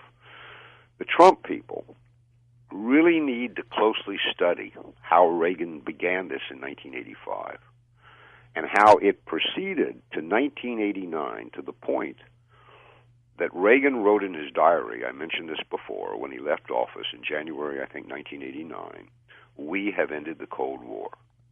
He thought in 4 years he had ended the 40-year Cold War.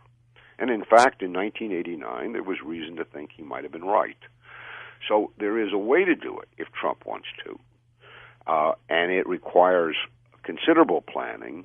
But the one thing that's going to be hard, and not only for Trump, also for Putin, is that it requires concessions by both sides, or reciprocal diplomacy. Yes, exactly. And each is going to have to decide what he's prepared to yield to the other. Because in politics and in diplomacy, you don't get something for nothing. How long will Putin stay in office? He can stay legally if his health holds up.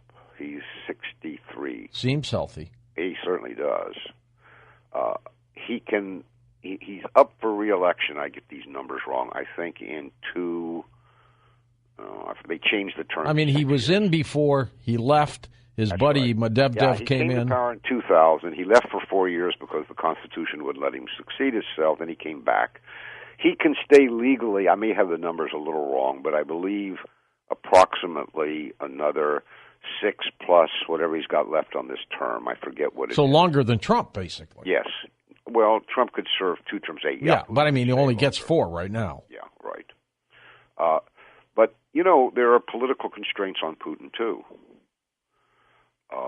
For example, people might not know about this, but during the struggle to take Aleppo, the important city in Syria, when we dropped out of that, and it was being done by Russia, the Syrian army, and Iran, but mainly from the air, Russian air power, Putin kept calling humanitarian ceasefires.